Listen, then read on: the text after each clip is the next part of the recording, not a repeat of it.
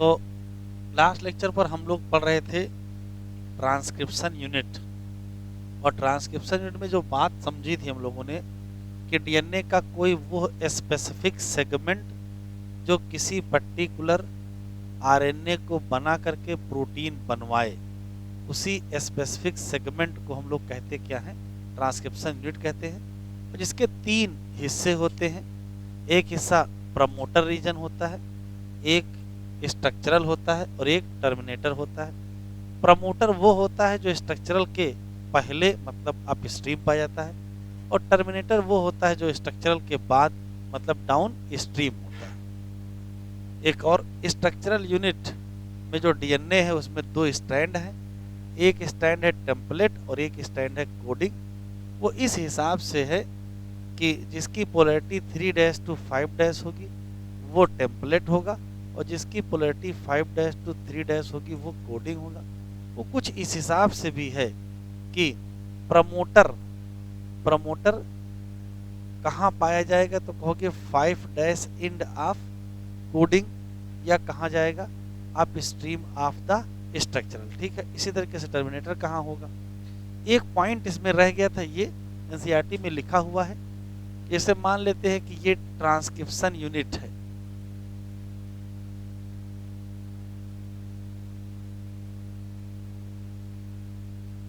ये मान लेते हैं ट्रांसक्रिप्शन यूनिट है, और ट्रांसक्रिप्शन यूनिट में यहां से लेकर के यहां तक ये मान लेते हैं कि प्रमोटर है, और ये मान लेते हैं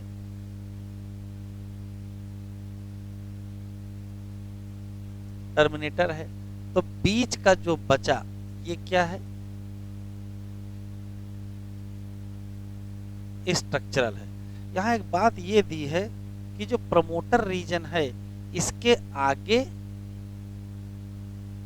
और इसके पीछे कुछ सीक्वेंस पाए जाते हैं।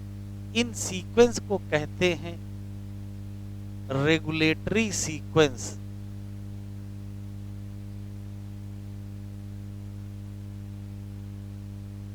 अगर क्वेश्चन पूछा जाए रेगुलेटरी सीक्वेंस है कहाँ, तो कहोगे प्रमोटर के पहले मतलब अप स्ट्रीम और प्रमोटर के बाद मतलब down stream.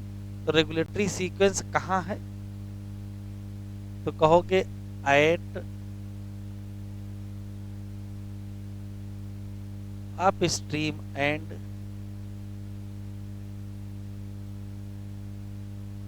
Down stream of promoter. वो रेगुलेटरी जीन जो प्रमोटर के पहले पाया जाता है, इसका नाम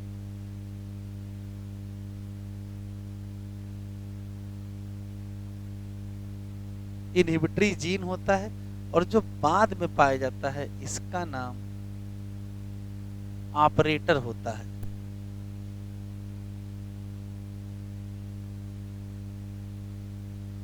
अभी हम रेगुलेशन ऑफ जीन एक्सप्रेशन पढ़ेंगे तब बताएंगे कि इनहिबिटरी जीन होता है, फिर प्रमोटर होता है, फिर ऑपरेटर होता है, फिर ये क्या है, ये स्ट्रक्चरल है। तो किसी पर्टिकुलर ट्रांसक्रिप्शन यूनिट में वास्तव में क्या क्या है, तो वास्तव में ये है कि पहले आगे एक इनहिबिटरी जीन होगा जिसको हम रेगुलेटरी जीन भी कहेंगे, फिर प्रमोटर होगा, फिर ऑपरेटर होगा, फिर स्ट्रक्चरल होगा, फिर टर्मिनेटर होगा। बनाओ।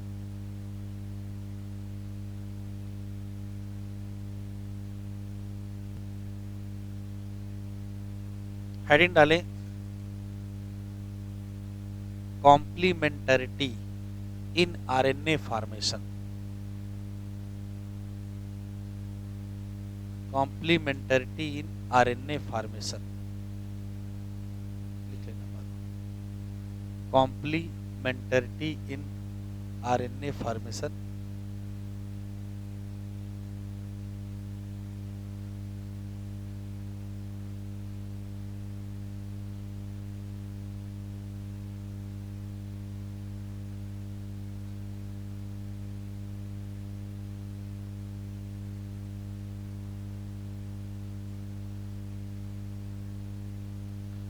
अब आरएनए फॉर्मेशन में जो कॉम्प्लीमेंटरिटी के सवाल आते हैं वो देखो कैसे सॉल्व करते हैं।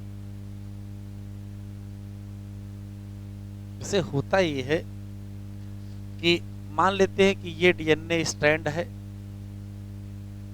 और ये उसका कॉम्प्लीमेंट्री डीएनए स्ट्रैंड है। इस स्ट्रैंड की पोलैरिटी 3' to 5' है और इसकी पोलैरिटी 5' to 3' है। इसका मतलब इस स्ट्रैंड को हम कहेंगे, अभी लिखेंगे नहीं, टेम्पलेट स्ट्रैंड, और इस स्ट्रैंड को कहेंगे कोडिंग स्ट्रैंड। टेम्पलेट स्ट्रैंड ही है वो जो बनाएगा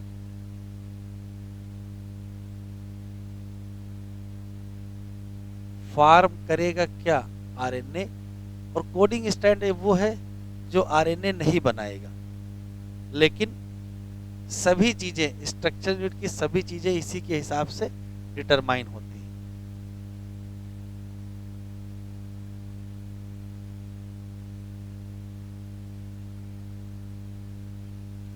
यहां पर भी कोई न कोई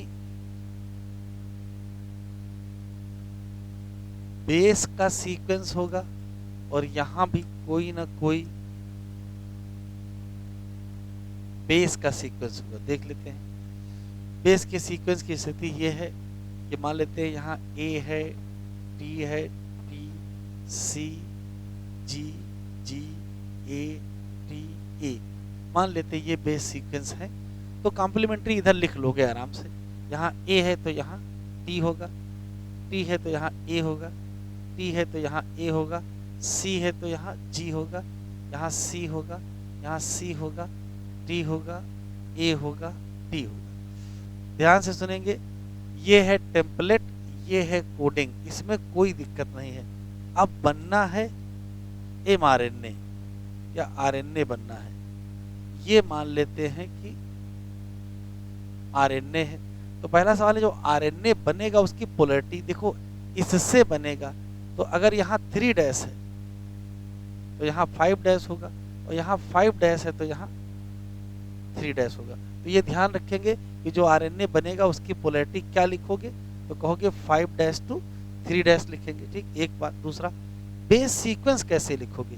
तो बेस सीक्वेंस लिखने का जो सबसे आसान तरीका है कि आप कुछ भी सोचे नहीं,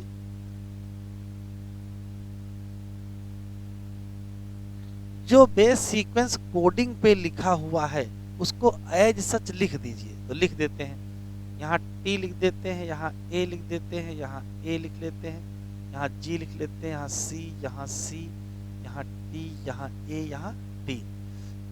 mRNA का सीक्वेंस में जो भी कोडिंग में लिखा वो एज सच लिख दीजिए। और एज सच लिखने के बाद जहां जहां टी है उसको काट दीजिए, बस ऐसे। एग्जाम में आंसर लगाना होता है तो आंसर देखो क्या निकलेगा, टी की जगह यू लिख देंगे, बाकी जैसे लिखा ऐसे ही लिखते चलेंगे।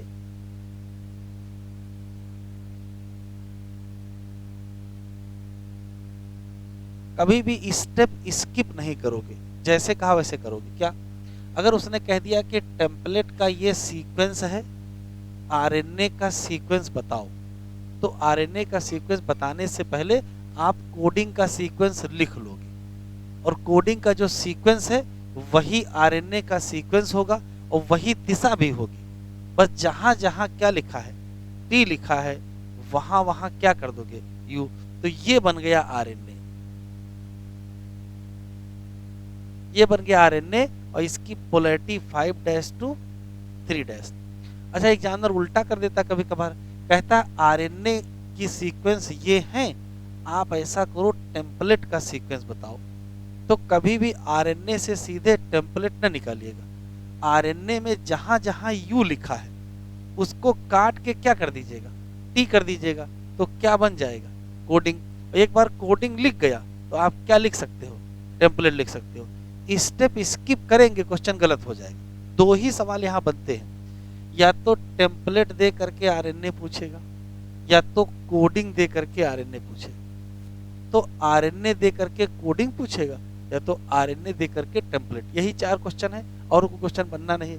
बस क्वेश्चन का आंसर लगाने से पहले सावधान रहना। क्या, अगर उसने आरएनए पूछा है तो आंसर आप हमेशा 5-2-3 लगाओगे। हाँ, अगर 5-2-3 ऑप्शन में ही कोई नहीं मिल रहा है तब तो मजबूरी में फिर आपको 3-5 लगाना पड़ सकता है। लेकिन मान लो दोनों ऑप्शन है तो आप कौन सा लगाओगे? 5-3 लगाओगे। हाँ, अगर डीएनए में कोई ऑप्शन पूछा उसने और उसने कोड टेम्पलेट का पूछ लिया है तो आप 3-2-5 ही बताओगे। हाँ, कोडिंग पूछा है तो 5-2-3। सीक्वेंस तो सब लोग निकाल लेते हैं, आंसर लगाने में गलती हो जाती है। क्यों? आंसर लगाने में डायरेक्शन का ध्यान नहीं देते हैं। आपको यही सेम सीक्वेंस लिखा मिलेगा, ऑप्शन में यही सेम सीक्वेंस लिखा मिलेगा और यहाँ लिखा होगा 3 और यहाँ लिखा होगा 5। सही है, गलत है, लेकिन ये तो बाद में समझ में आएगा, गलती हो जाएगी।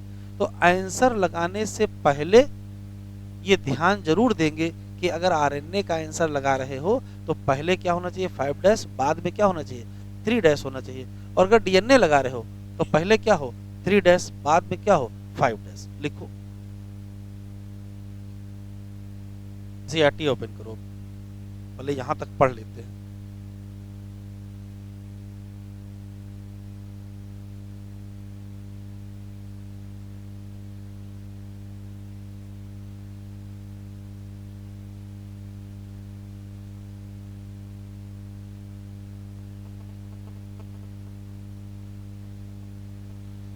Transcription, process of copy genetic information from, कहां से? तो एक स्ट्रैंड ऑफ डीएनए से क्या बना लो? आरएनए। तो नाम क्या रखोगे? ट्रांसक्रिप्शन। प्रिंसिपल ऑफ कॉम्प्लीमेंटरिटी यहां भी काम करती है, govern the process of transcription. बस एक ध्यान रखना है, एक्सेप्ट एडेनोसिन, एडेनोसिन का पेयर थाइमीन से बनता है, लेकिन यहां उसकी जगह क्या लिखोगे? क्या लिख दोगे? Uracil in place of thymine. बातचीत ना करो भाई। Unlike in the process of replication, वहां एक बार प्रोसेस स्टार्ट हो गई तो टोटल डीएनए क्या हो जाएगा? डुप्लीकेट हो जाएगा। लेकिन अगर हम ट्रांसक्रिप्शन की बात करें तो केवल एक सेगमेंट ऑफ डीएनए ही क्या होता है? कॉपी होता है, और केवल एक स्ट्रैंड ही कॉपी करके क्या बनता है? RNA. This necessitates defining a boundary that would demarcate the region, कौन सा हिस्सा है और कौन सा स्ट्रैंड है जो क्या होगा? ट्रांसक्राइब होगा। Why both strand are not copies during transcription? इसके आंसर हैं, तो पहला आंसर, अगर दोनों स्ट्रैंड टेम्पलेट का काम कर गए तो ये कोड करेंगे आरएनए मॉलिक्यूल, इसमें सीक्वेंस क्या होगा? डिफरेंट होंगे, और उसका रिजल्ट क्या होगा? ये कोड बनाएंगे 2 डिफरेंट प्रोटीन, और सीक्वेंस ऑफ अमीनो एसिड क्या हो जाएगा? डिफरेंट हो जाएगा। मतलब एक ही सेगमेंट ऑफ डीएनए से आप 2 डिफरेंट प्रोटीन बनाओगे, ये ठीक नहीं, ये गड़बड़ है। ये कॉम्प्लिकेट कर देगा जेनेटिक इंफॉर्मेशन ट्रांसफर मशीनरी को। और दूसरा कारण है कि जो 2 स्ट्रैंड बनेंगे, जो 2 स्ट्रैंड बनेंगे आरएनए के, वो कॉम्प्लीमेंट्री होंगे, और अगर कॉम्प्लीमेंट्री होंगे तो जल्दी क्या बन जाएगा? Double standard. और फिर क्या आरएनए से प्रोटीन नहीं बन पाएंगे, तो बनाना बेकार जाएगा। ये हम लोग इससे पहले लेक्चर पर एक्सप्लेन कर चुके हैं। फिर ये ट्रांसक्रिप्शन यूनिट है। किसी भी ट्रांसक्रिप्शन यूनिट में 3 मेन हिस्से हैं, एक प्रमोटर है, एक टर्मिनेटर, उसके बीच में क्या है? स्ट्रक्चरल है। देयर इज ए कन्वेंशन, परंपरा है क्या?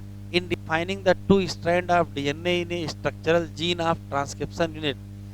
जो 2 स्ट्रैंड हैं उनकी अपोजिट पोलैरिटी होगी, लेकिन डीएनए डिपेंडेंट डीएनए पॉलीमरेज के बारे में पढ़ चुके हैं। ये catalyse polymerisation only in 1 direction, कौन सी? 5-3। वो स्ट्रैंड जिसकी पोलैरिटी 3-5 होगी वो काम करेगा क्या? तो कहोगे वो टेम्पलेट का काम करेगा। लेकिन जो दूसरा स्ट्रैंड जिसकी पोलैरिटी 5-3 है, इसके जो सीक्वेंस होंगे वो बिल्कुल सेम होंगे, बिल्कुल सेम होंगे आरएनए। बस क्या अंतर होगा? क्योंकि डीएनए था तो वहां थाइमीन था, आरएनए होगा तो वहां यूरेसिल। स्ट्रांगली दिस स्ट्रैंड, जो कोड नहीं करता है किसके लिए? किसी चीज के लिए, लेकिन लेकिन फिर भी इसका नाम क्या रखा गया, कोडिंग। क्यों? तो ये पॉइंट टिक कर लीजिए, ये असर्शन रीजन में आ सकता है। All the reference point while defining A transcription unit, ये किसके रेस्पेक्ट में होते हैं, कोडिंग।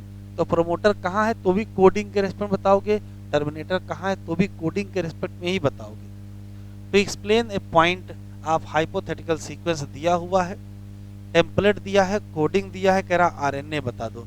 तो आरएनए अगर बताना तो इतना ही करना है, जहां जहां टी लिखा है उसको केवल काटते जाना है और कुछ नहीं करना है, और वहां वहां क्या लिख देना है, यू लिख देना है, बाकी जैसे लिखा है वैसे ही रहेगा।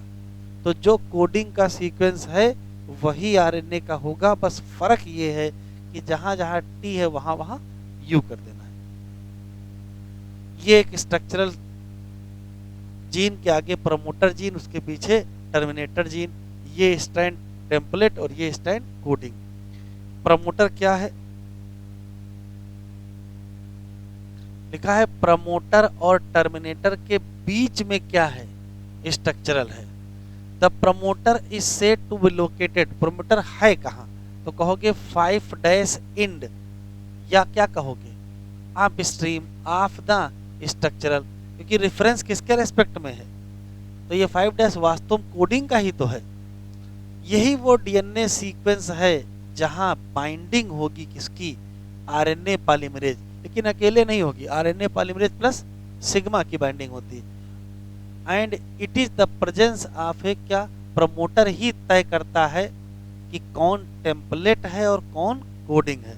तो कैसे तय करेगा, तो प्रमोटर कहेगा कि जिधर हम हैं उसका 5' अगर है तो वो कोडिंग है, और जिधर हम हैं उसका 3' है तो वो क्या है, टेम्पलेट है।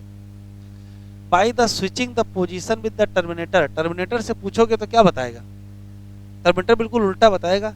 टर्मिनेटर कहेगा हमारी तरफ जिसका 3' है वो क्या है, कोडिंग, और हमारी तरफ जिसका 5' है वो क्या है, टेम्पलेट। तो कह रहा अगर आप स्विचिंग कर दोगे position with the terminator, definition of coding और टेम्पलेट क्या हो जाएगी, चेंज हो जाएगी। टर्मिनेटर कहाँ लोकेटेड है, तो कहोगे 3' इंड या downstream of the coding strand, और ये वही है जो डिफाइन करता है किसको, end the process of transcription. ये आज हमने यहाँ से पढ़ाया है। एडिशनल रेगुलेटरी सीक्वेंस पाए जाते हैं कहाँ, या तो कहोगे आगे पाए जाते हैं या तो पीछे पाए जाते हैं, किसके, प्रमोटर के। तो प्रमोटर के आगे और प्रमोटर के पीछे। Some of the properties of this sequence को हम डिस्कस करेंगे कहाँ, रेगुलेशन ऑफ जीन एक्सप्रेशन। तो जो प्रमोटर के आगे पाया जाता है वो इनहिबिटरी वाला होता है, और जो प्रमोटर के पीछे पाया जाता है वो ऑपरेटर रीजन होता है। तो वो आगे हम लोग डिटेल पढ़ेंगे। हेडिंग डालिए ट्रांसक्रिप्शन यूनिट एंड जीन।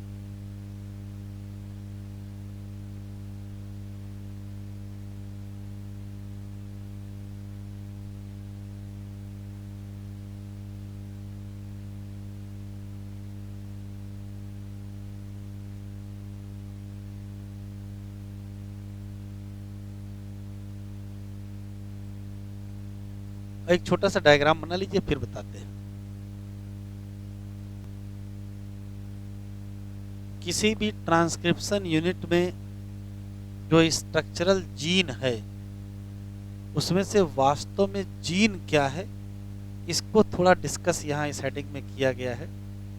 तो 2-3 बातें पहले से ही फैक्ट है, क्या कि जो जीन है वो वास्तव में क्या है, तो सेगमेंट ऑफ डीएनए है जो किसी पर्टिकुलर प्रोटीन या किसी पर्टिकुलर कैरेक्टर के एक्सप्रेशन के लिए जिम्मेदार होता है। अब डीएनए कहाँ है, तो डीएनए तो क्रोमोसोम पर है। तो जीन वास्तव में डीएनए ही है या डीएनए का पार्ट है, या कह सकते हो डीएनए पर है, या कह सकते हो क्रोमोसोम पर है। लेकिन जब थोड़ा सा इसको ब्रॉड स्पेक्ट्रम में देखते हैं तो जीन की डिफिनीशन फाइनल नहीं हो पाती है। कैसे, यहाँ कह रहे हैं कि सिर्फ आरएनए बना करके प्रोटीन बनाना यदि जीन है तो टीआरएनए बनाएगा कोई न कोई डीएनए, आरआरएनए भी बनाएगा कोई न कोई डीएनए, तो क्या वो जीन नहीं है, एक बात। दूसरी बात है जब यूकैरियोट और प्रोकैरियोट को देखते हैं तो जीन के अरेंजमेंट में थोड़ा अंतर मिलता है। क्या अंतर मिलता है वो देखें। जैसे मान लेते हैं कि ये कोई डीएनए है, ये 3 डैश, ये 5 डैश, ये 5 डैश, ये 3 डैश है, और ये मान लेते हैं स्ट्रक्चरल यूनिट, स्पेशली जो ट्रांसक्रिप्शन यूनिट का स्ट्रक्चरल जीन वाला हिस्सा है, इससे कोई ना कोई प्रोटीन बननी है। तो होता क्या है कि यहाँ डीएनए का वो हिस्सा जो अपने आप को एक्सप्रेस करता है उसका नाम एक्जान है, और जो अपने आप को एक्सप्रेस नहीं करता उसका नाम इंट्रान है। एक एक्जान और एक इंट्रान मिला करके क्या कहते हैं, सिस्ट्रान। और एक सिस्ट्रान का मतलब एक जीन होता है। सिस्ट्रान का पाया जाना यूकैरियोटिक जीन या यूकैरियोटिक डीएनए की पहचान है। सिस्ट्रान क्या है तो कहोगे जीन है, और जीन का मतलब सेगमेंट ऑफ डीएनए है जो कोड करता है किसके लिए, प्रोटीन। बात वही शुरू से ही जो कि जीन क्या है, सेगमेंट ऑफ डीएनए जो कोड करता है किसी पर्टिकुलर प्रोटीन के लिए। बस अब जीन ना कह के उसकी जगह नया शब्द आ गया, कौन सा, सिस्ट्रान। ऐसी कोई भी परिस्थिति जिसमें एक्जान हो फिर इंट्रान हो फिर एक्जान हो फिर इंट्रान हो फिर एक्जान हो फिर इंट्रान हो, ऐसी किसी भी परिस्थिति को कहते हैं स्प्लिट जीन अरेंजमेंट, जो पहचान है किसकी, यूकैरियोट की। अब एक और क्वेश्चन यहाँ पर है, जो एक्जान होते हैं यहाँ पर जो भी बेस सीक्वेंस होते हैं उनको एक्सप्रेसिंग सीक्वेंस या कोडिंग सीक्वेंस कहते हैं। क्यों, अभी आगे पढ़ेंगे इसी डीएनए से क्या बनेगा, आरएनए, और आरएनए से क्या बनेगी, प्रोटीन। तो जो आरएनए बनता है वो दो टाइप का आरएनए होता है, एक इमेच्योर आरएनए और एक मैच्योर आरएनए। मैच्योर आरएनए में जो पाया जाएगा वही से तो प्रोटीन बनेगी। लेकिन इंट्रान की खास बात है, इसको नॉन एक्सप्रेसिंग सीक्वेंस या नॉन कोडिंग सीक्वेंस या इंटरवेनिंग सीक्वेंस कहते हैं। ये not present in mature RNA. क्यों नहीं पाया जाता है, क्योंकि ये रिमूव हो जाता है किससे, स्प्लाइसिंग। तो किस में प्रेजेंट होगा, ये इमेच्योर आरएनए में प्रेजेंट होगा। अभी आगे पढ़ेंगे इमेच्योर आरएनए एचएनआरएनए होता है, तो एचएनआरएनए में ये भी होगा, एचएनआरएनए में ये भी होगा। लेकिन जब एचएनआरएनए के बाद मैच्योर आरएनए बनेगा तो उसमें से इंट्रान क्या हो जाएंगे, रिमूव। अभी यूकैरियोटिक का हम लोग पढ़ेंगे तो स्प्लाइसिंग वहां अच्छे से पढ़ेंगे। अभी सिर्फ याद कर लेंगे कि डीएनए, हम लोगों में जो डीएनए लंबा सा है उसमें कुछ सीक्वेंस ऐसे हैं जो एक्सप्रेसिंग है और कुछ सीक्वेंस ऐसे हैं जो एक्सप्रेसिंग नहीं है। जो एक्सप्रेसिंग हैं वो मैच्योर आरएनए में मिलेंगे और जो एक्सप्रेसिंग नहीं है वो मैच्योर आरएनए में नहीं मिलेंगे। क्यों नहीं मिलेंगे तो उस बता दिया मैंने, यहाँ लाइन लिख दिया है, ये रिमूव हो जाएंगे किस दौरान, स्प्लाइसिंग के दौरान। ऐसा कोई भी कंडीशन जिसमें इंट्रान फिर एक्जान फिर इंट्रान फिर एक्जान, या ऐसे भी कह सकते हो कि एक एक्सप्रेसिंग सीक्वेंस फिर एक नॉन एक्सप्रेसिंग फिर एक एक्सप्रेसिंग फिर एक नॉन एक्सप्रेसिंग, ऐसे किसी सीक्वेंस को ही क्या कहते हो, इंटरवेनिंग सीक्वेंस कहते हो। और इस अरेंजमेंट को क्या बोलते हैं, स्प्लिट जीन अरेंजमेंट। एक और क्वेश्चन है, जो स्ट्रक्चरल जीन होते हैं वो दो टाइप के होते हैं, एक का नाम होता है मोनोसिस्ट्रानिक और एक का नाम होता है पॉलीसिस्ट्रानिक। मोनोसिस्ट्रानिक यूकैरियोट की पहचान है और पॉलीसिस्ट्रानिक प्रोकैरियोट की पहचान। याद ऐसे रखना, पी से पॉलीसिस्ट्रानिक है और पी से क्या है, प्रोकैरियोट। तो दूसरा अपने आप याद है, इसका मतलब एनसीईआरटी में नहीं दिया है। पॉलीसिस्ट्रानिक का मतलब ढेर सारे सिस्ट्रान, ढेर सारे सिस्ट्रान मिलकर के एक लंबा सा आरएनए बनाए। अगर मेनी सिस्ट्रान से एक आरएनए बना तो नाम क्या हो जाएगा, पॉलीस। अच्छा, एक सिस्ट्रान से एक ही आरएनए बने, सिर्फ इतने से अलग बन जाए इतने से अलग बन जाए तो उसको हम लोग क्या कहेंगे, मोनोसिस्ट्रानिक। तो मोनोसिस्ट्रानिक और पॉलीसिस्ट्रानिक का मतलब ये है कि वन सिस्ट्रान वन आरएनए या मेनी सिस्ट्रान वन आरएनए। तो ये भी आप याद कर लेंगे। तो यहाँ याद क्या क्या रखना, केवल 4 क्वेश्चन याद रखना, जिसमें 2 तो यहीं लिखे हैं। पहला सवाल यह है कि इसमें कोई शक नहीं है कि जीन कहाँ है, तो कहोगे डीएनए पर है। जीन है क्या, सेगमेंट ऑफ डीएनए है जो कोड करता है किसी प्रोटीन के लिए। यूकैरियोट में जीन क्या है, सिस्ट्रान है और जिसमें एक्जान और इंट्रान है, और वही कोड करता है किसके लिए, पॉलीपेप्टाइड या प्रोटीन के बनने के लिए। एक और खास बात, जब एक्जान और इंट्रान पाए जाते हैं उसको कहते क्या है, स्प्लिट जीन अरेंजमेंट। फिर मोनोसिस्ट्रानिक किसमें है और पॉलीसिस्ट्रानिक किसमें है, एक्जान और इंट्रान में कौन कहाँ मिलेगा। तो अभी बताया, एक्जान और इंट्रान दोनों मिलेंगे इमेच्योर आरएनए पर, लेकिन जब मैच्योर आरएनए की बात करेंगे तो उसमें एक्जान मिलेगा और इंट्रान नहीं मिलेगा। तो 2-3 लाइनें लिख लीजिए।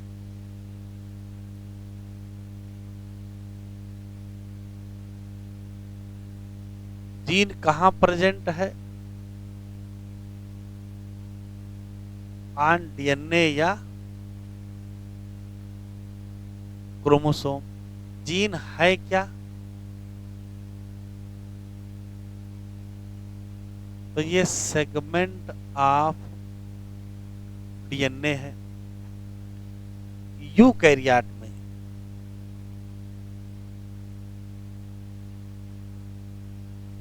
जो जीन है उसी का नाम क्या रख दिया गया है?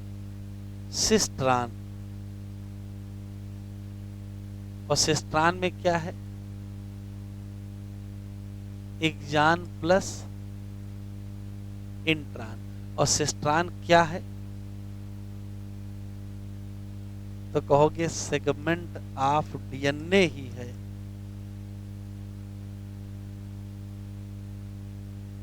जो कोड करता है किसके लिए? पॉलीपेप्टाइड के लिए। यूकैरियोट में कैसा अरेंजमेंट होता है?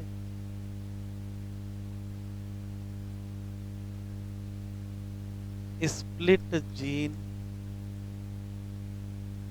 अरेंजमेंट।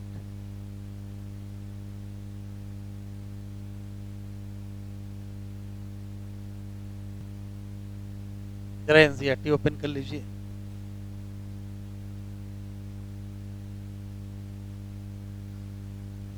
ट्रांसक्रिप्शन यूनिट एंड, एक लाइन ये और बढ़ा लेना। जीन क्या है? तो gene functional unit of inheritance, एक लाइन ये बढ़ा लीजिए। जीन क्या है? Functional unit of inheritance. इसमें कोई शक नहीं, नो एम्बिग्यूटी, कोई विवाद नहीं है कि जीन कहाँ लोकेटेड है? डीएनए पर। But it is difficulty literally to define a gene in term of DNA sequence. कैसे डिफाइन किया जाए? तो डीएनए सीक्वेंस जब कोड करता हो टीआरएनए और या आरएनए में, इसको भी तो क्या मानना पड़ेगा? इसको भी जीन मानना पड़ेगा। हाउ एवर डिफाइनिंग ए सिस्ट्रान, सिस्ट्रान क्या है? तो ये टिक कर लो, ये सेगमेंट ऑफ डीएनए है जो कोड कर रहा है किसके लिए? पॉलीपेप्टाइड के लिए। और एक सिस्ट्रान एक जीन के बराबर है। The structural gene in transcription unit दो प्रकार की होगी, मोनोसिस्ट्रानिक किसमें? Most of eukaryote. और पॉलीसिस्ट्रानिक मोस्टली किसमें? बैक्टीरिया या प्रोकैरियोट। यूकैरियोट की अगर हम बात करें तो जो मोनोसिस्ट्रानिक स्ट्रक्चरल जीन है उसमें इंटरप्टेड कोडिंग सीक्वेंस मिलते हैं, मतलब कोडिंग के बीच बीच में कुछ और आ जाएंगे इन यूकैरियोट। और इसी को कहते क्या हो? Split gene arrangement. क्यों? जो कोडिंग सीक्वेंस है या जो एक्सप्रेस सीक्वेंस है उनको क्या कहते हो? एक्जान। और एक्जान वही हैं जो कहाँ मिलेंगे? मैच्योर या प्रोसेस आरएनए। एक्जान इंटरप्ट हो जाते हैं किसके द्वारा? इंट्रान। और इंट्रान या इंटरवेनिंग सीक्वेंस वो हैं जो नहीं मिलेंगे किसमें? मैच्योर या process RNA. Split gene arrangement और ज़्यादा क्या करता है? कॉम्प्लिकेट कर देता है डिफिनीशन ऑफ जीन को। एक और बात, inheritance of character also affected by promoter. Promoter का भी रोल है, इसके अलावा जो इनहिबिटर और ऑपरेटर उनका भी तो रोल है। Regulatory sequence of structural gene, कभी कभार रेगुलेटरी सीक्वेंस को रेगुलेटरी जीन भी कहते हैं। और अगर हम जीन कह रहे हैं तो प्रोटीन बननी चाहिए, लेकिन वास्तव में इन सीक्वेंस से कोई ना कोई आरएनए या प्रोटीन नहीं बनती है। तो रियल में जीन क्या है अभी तक पता नहीं चला। क्वेश्चन आपके सही होने चाहिए। मोनोसिस्ट्रानिक किसमें है? पॉलीसिस्ट्रानिक किसमें? दो सवाल ये। एक्जान क्या है? इंट्रान क्या है? सिस्ट्रान क्या है? तीन सवाल ये। एक्जान वो है जो मैच्योर में मिलेगा, इंट्रान वो है जो मैच्योर में नहीं मिलेगा, एक्जान वो है जो एक्सप्रेसिंग है, इंट्रान वो है जो नॉन एक्सप्रेसिंग है। ठीक है, जो मैच्योर में मिलेगा, जो मैच्योर में नहीं मिलेगा। चलिए हेडिंग डालिए, process of transcription in prokaryote. ये प्रोकैरियोट का ही है।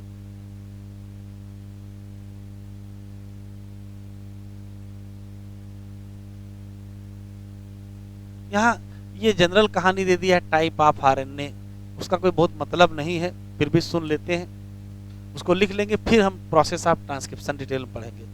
टाइप ऑफ आरएनए दुनिया में बेसिकली तीन टाइप का आरएनए। कौन से?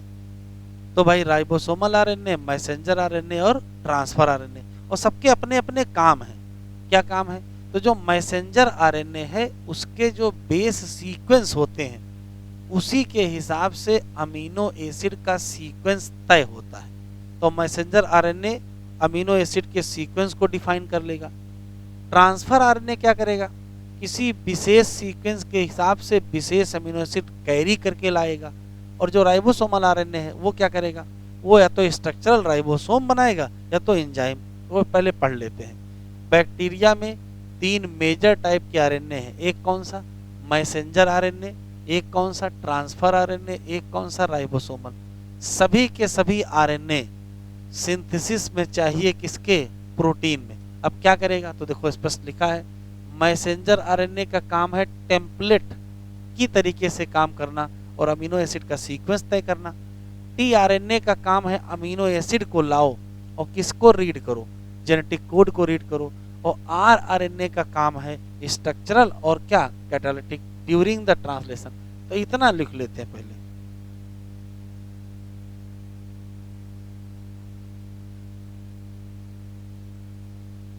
Type of RNA,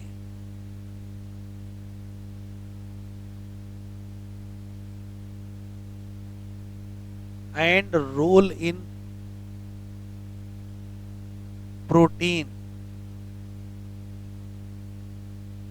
synthesis. तो कितने टाइप के, 3 टाइप लिखते चले। कौन सा,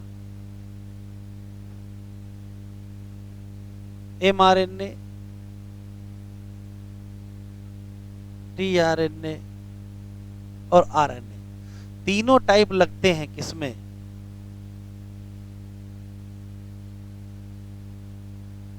प्रोटीन सिंथेसिस में। अब जब तीनों टाइप लगेंगे तो सबका काम अलग अलग। ये काम करता है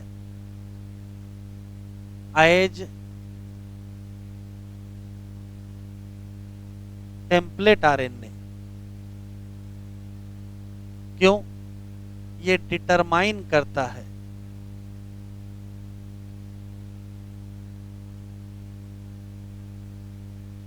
sequence of amino acid. TRNA क्या करता है, लाता है bring amino acid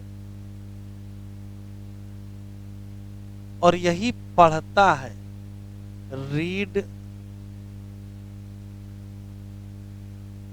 genetic codon on mRNA. और ये क्या करता है, as structural RNA and catalytic RNA. Structural RNA का मतलब ये बनाता है राइबोसोम और कैटालिटिक का मतलब है ये एंजाइम फॉर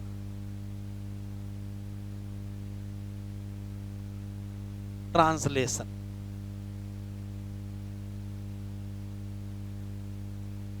डालें step of transcription in prokaryote. ये प्रोकैरियोट पढ़ना है। यहाँ जो भी स्टेप दिए वो प्रोकैरियोट के ही दिए हैं, यूकैरियोट के नहीं दिए।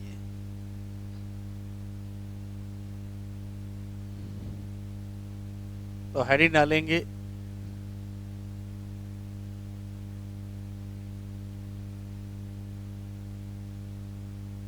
ट्रांसक्रिप्शन इन प्रोकैरियोट या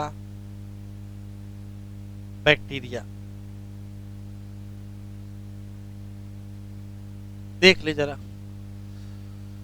तो पहले तो इसके रटने वाले सवाल कि बैक्टीरिया में ट्रांसक्रिप्शन अगर करेंगे तो एक ही एंजाइम लगेगा, तीनों प्रकार के राइबोसोमल आरएनए, ट्रांसफर आरएनए और मैसेंजर, तीनों के लिए एक ही प्रकार का एंजाइम लगेगा। इस आरएनए पॉलीमरेज एंजाइम से जुड़े 2 क्वेश्चन और हैं। ये पॉलीमराइजेशन केवल एक दिशा में करेगा 5' to 3', केवल एक स्ट्रैंड से ही कॉपी करेगा। कौन सा, टेम्पलेट स्ट्रैंड का, जिसकी पोलैरिटी क्या होगी 3' to 5'। एक क्वेश्चन और याद रखना है कि ये अकेले काम करता है और क्या नहीं कर सकता है। तो 3 स्टेप होते हैं, एक होता है इनिशिएशन, एक होता है इलांगेशन, एक होता है टर्मिनेशन। जिसमें इनिशिएशन के लिए इसको क्या चाहिए, सिग्मा की मदद चाहिए, और टर्मिनेशन के लिए क्या चाहिए, रो की मदद चाहिए। बस इलांगेशन एक ऐसा स्टेप है जो ये अकेले कर सकता है। अब एक जल्दी क्वेश्चन आया था कि अगर डीएनए से डीएनए बनाते हो तो भी हेलिक्स को ओपन करना पड़ता है। डीएनए से डीएनए बनाते हो तो हेलिक्स को ओपन करना पड़ता है। तो जब डीएनए से आरएनए बनाओगे तो भी हेलिक्स को ओपन करना पड़ेगा। तो डीएनए से आरएनए बनाने में हेलिक्स को ओपन कौन करता है, तो यही काम करता है कौन सा, आरएनए पॉलीमरेज या डीएनए डिपेंडेंट आरएनए पॉलीमरेज। और डीएनए में ओपन ऑफ हेलिक्स कौन करता है, रेप्लिकेशन में, तो वहां हेलिकेज करता है, या अनवाइंडेज भी नाम मिल सकता है उसका, ठीक है। तो याद रखिएगा पूछा गया सवाल है कि ट्रांसक्रिप्शन के दौरान डीएनए के हेलिक्स को ओपन कौन करता है, तो यही एंजाइम कौन सा, आरएनए पॉलीमरेज। ये सब रटने वाले हैं, फिर स्टेप में अंदर देख लेते हैं क्या है। तो 3-4 बातें लिख लीजिए। पहले तो एंजाइम की बात करेंगे, तो एंजाइम वही क्या मिलेगा, आरएनए पॉलीमरेज। और खास बात यह है कि अकेला सिंगल आरएनए पॉलीमरेज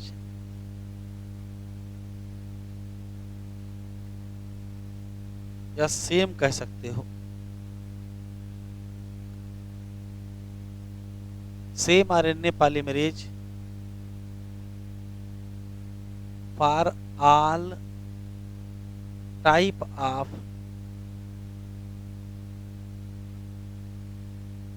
आरएनए, मतलब राइबोसोमल आरएनए, मैसेंजर आरएनए और ट्रांसफर आरएनए। एक ही टाइप के आरएनए से, आरएनए पॉलीमरेज से काम चल जाएगा। दूसरा सवाल, ये RNA polymerase causes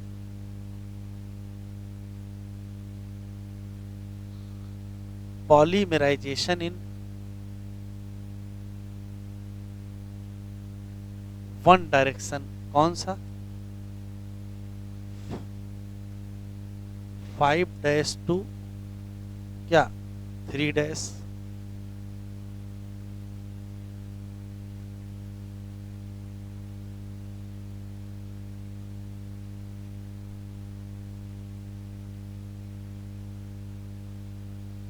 causes polymerization of RNA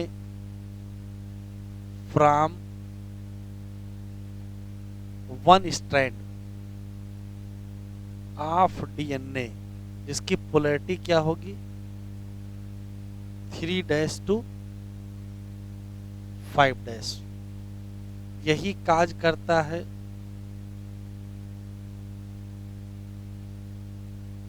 opening of helix of DNA at transcription.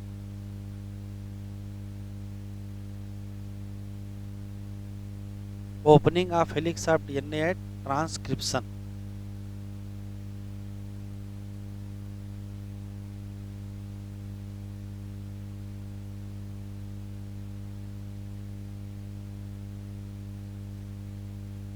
Step of transcription कहोगे तो पहला स्टेप इनिशिएशन, दूसरा स्टेप इलांगेशन और तीसरा स्टेप टर्मिनेशन। इनिशिएशन में क्या होगा,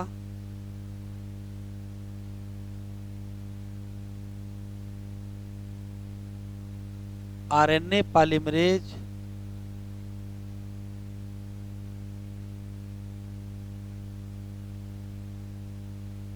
विद सिग्मा फैक्टर इसमें आरएनए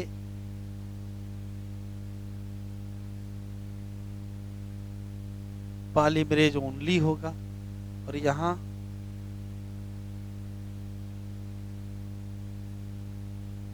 आरएनए पॉलीमरेज विद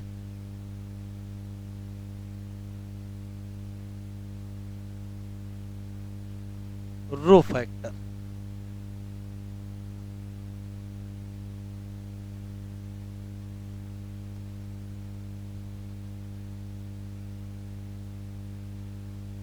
लिख लिया। अब सिर्फ 2 क्वेश्चन हैं, 3। इनिशिएशन क्या होता है और कैसे होता है, इलांगेशन क्या होता है और कैसे होता है, और टर्मिनेशन क्या होता है और कैसे होता है, और सिग्मा फैक्टर और रो फैक्टर का रोल क्या है। बन गया।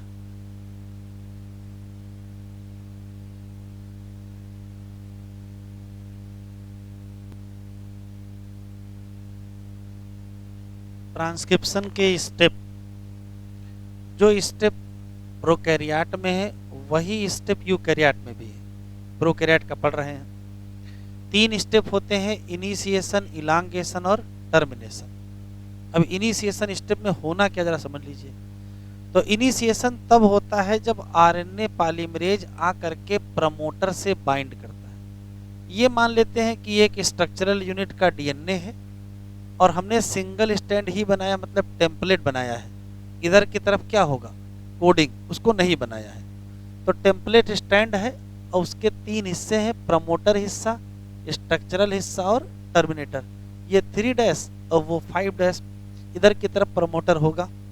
तो पहला स्टेप ये है कि जब आरएनए पॉलीमरेज आकर के प्रमोटर से जुड़ जाता है, क्योंकि प्रमोटर के पास ही साइट है आरएनए पॉलीमरेज की, जैसे जुड़ता है वैसे इनिशिएशन हो जाता है।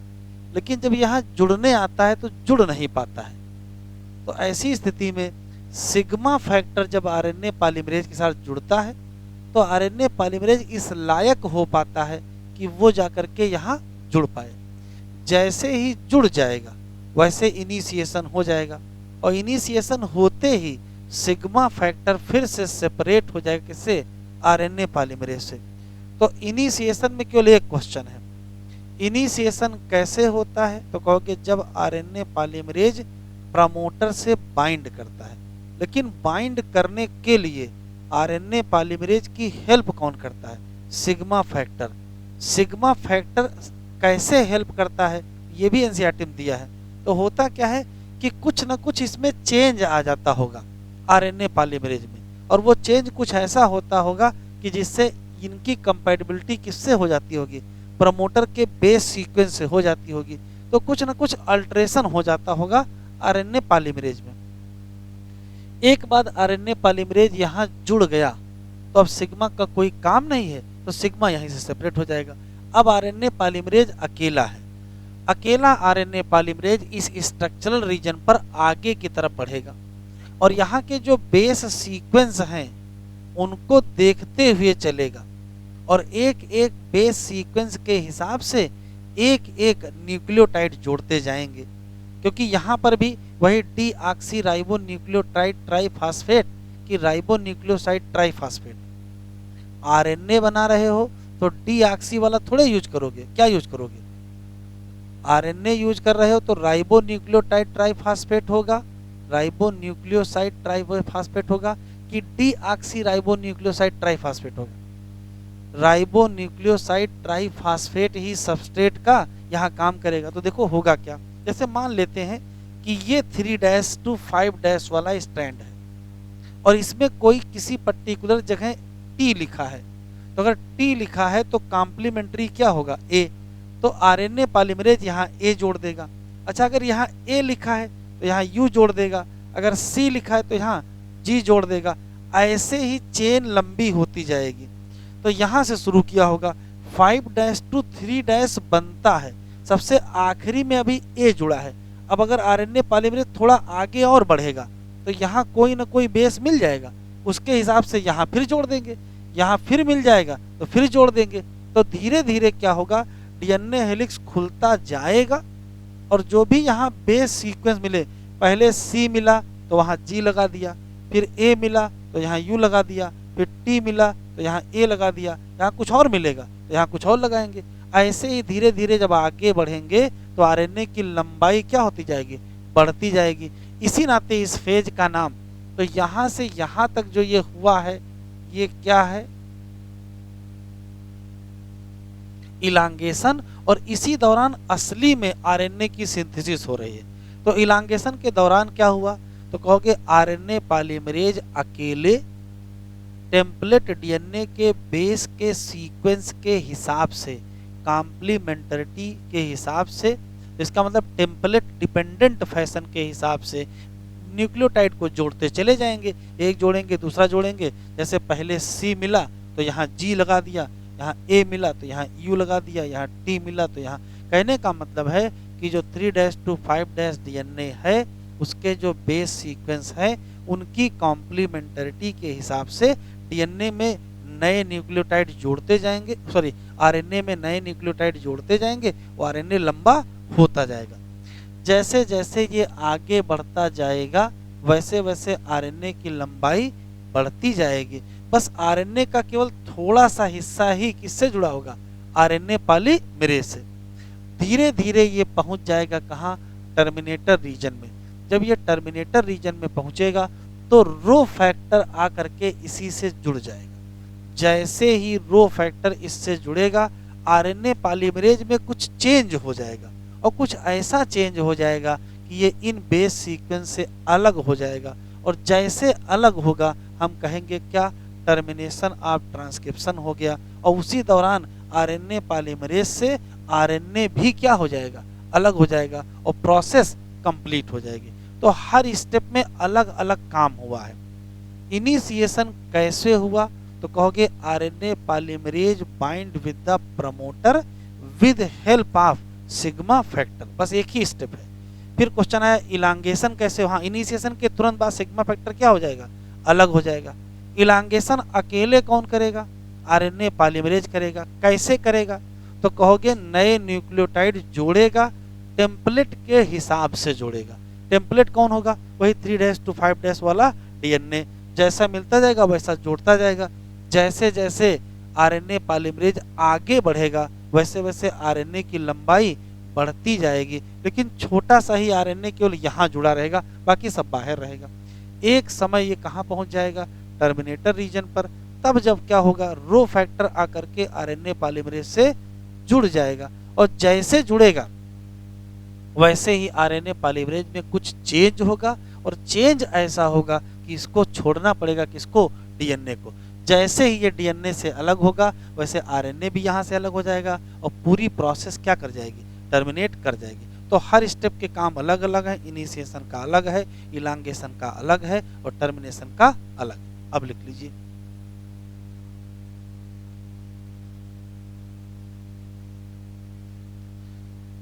Initiation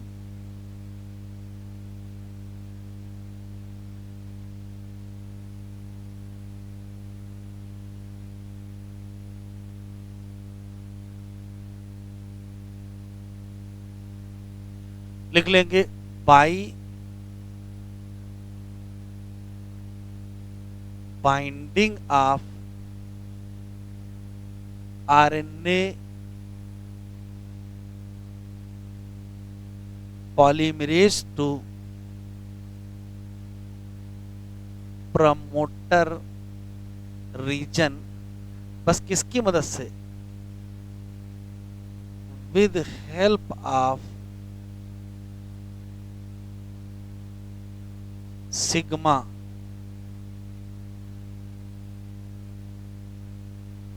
factor.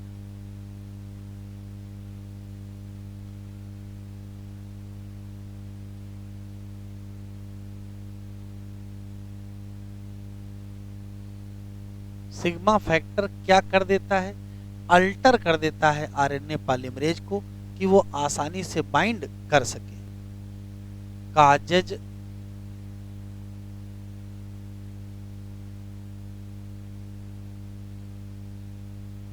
Alteration in RNA polymerase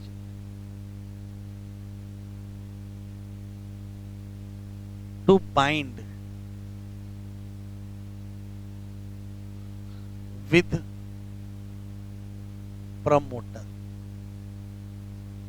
पहले नहीं जुड़ पा रहा था, उसके जुड़ जाने से कुछ बदलाव हो गया, फिर जुड़ गए। सिग्मा फैक्टर क्या हो जाएगा? अलग हो जाएगा। Separate from RNA polymerase after क्या? इनिशिएशन।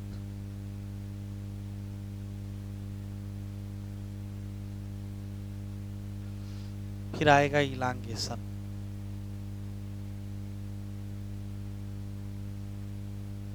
तो एक तो अकेला कौन करेगा?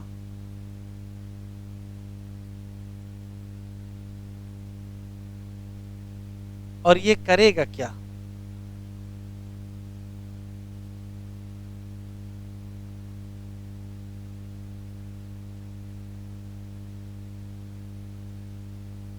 Synthesis of RNA strand. किस हिसाब से? According to template strand.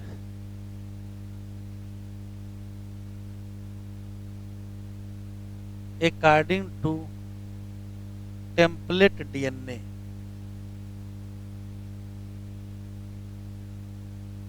Template DNA के हिसाब से आरएनए की सिंथेसिस करेगा। इस दौरान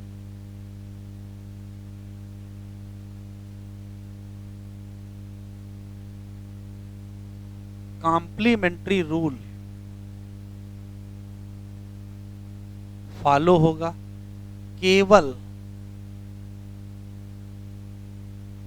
small part of RNA remain attached to RNA polymerase. तो कॉम्प्लीमेंट्रिटी के हिसाब से चलते जाएंगे, धीरे धीरे आगे बढ़ते जाएंगे और आरएनए बड़ा होता जाएगा।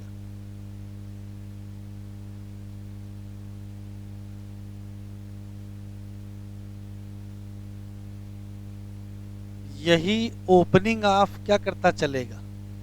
हेलिक्स करता चलेगा। और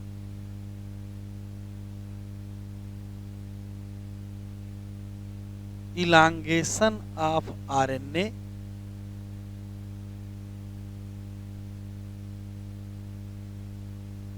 strand by using ribonucleoside triphosphate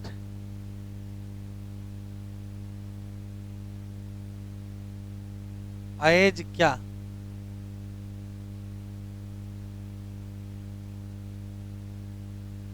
substrate. ये एनसीईआरटी में दिया है। और अगर डीएनए बना रहे होते तो इलांगेशन, हाँ डीएनए बना रहे होते तो डीऑक्सीराइबोन्यूक्लियोसाइड ट्राइफॉस्फेट होता। और इलांगेशन किस दिशा में होगा? 5' to 3'। तो नया न्यूक्लियोटाइड कहाँ जुड़ेगा? इधर देखो, ये 5' है, ये 3' है, इधर ही दौड़ा हो रहा है, तो नया यहाँ जोड़ेंगे। 3' पे नया जोड़ते जाएंगे और ये चेन बड़ी होती चली जाएगी।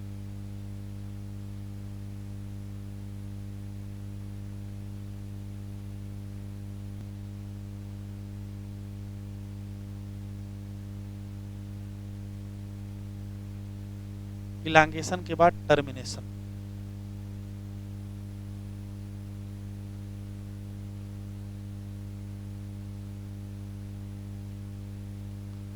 टर्मिनेशन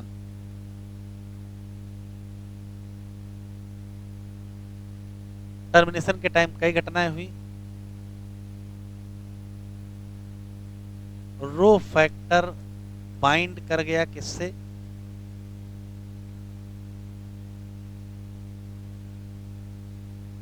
आरएनए पॉलीमरेज से। और क्या हुआ?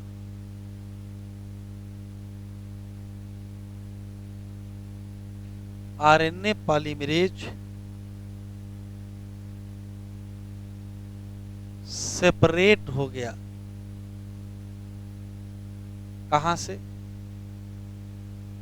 डीएनए स्ट्रैंड से। आरएनए स्ट्रैंड भी अलग हो गया।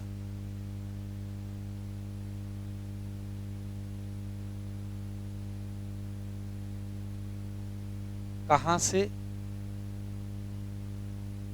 आरएनए पॉलीमरेज से। ये 3 घटनाएं तो हुई है।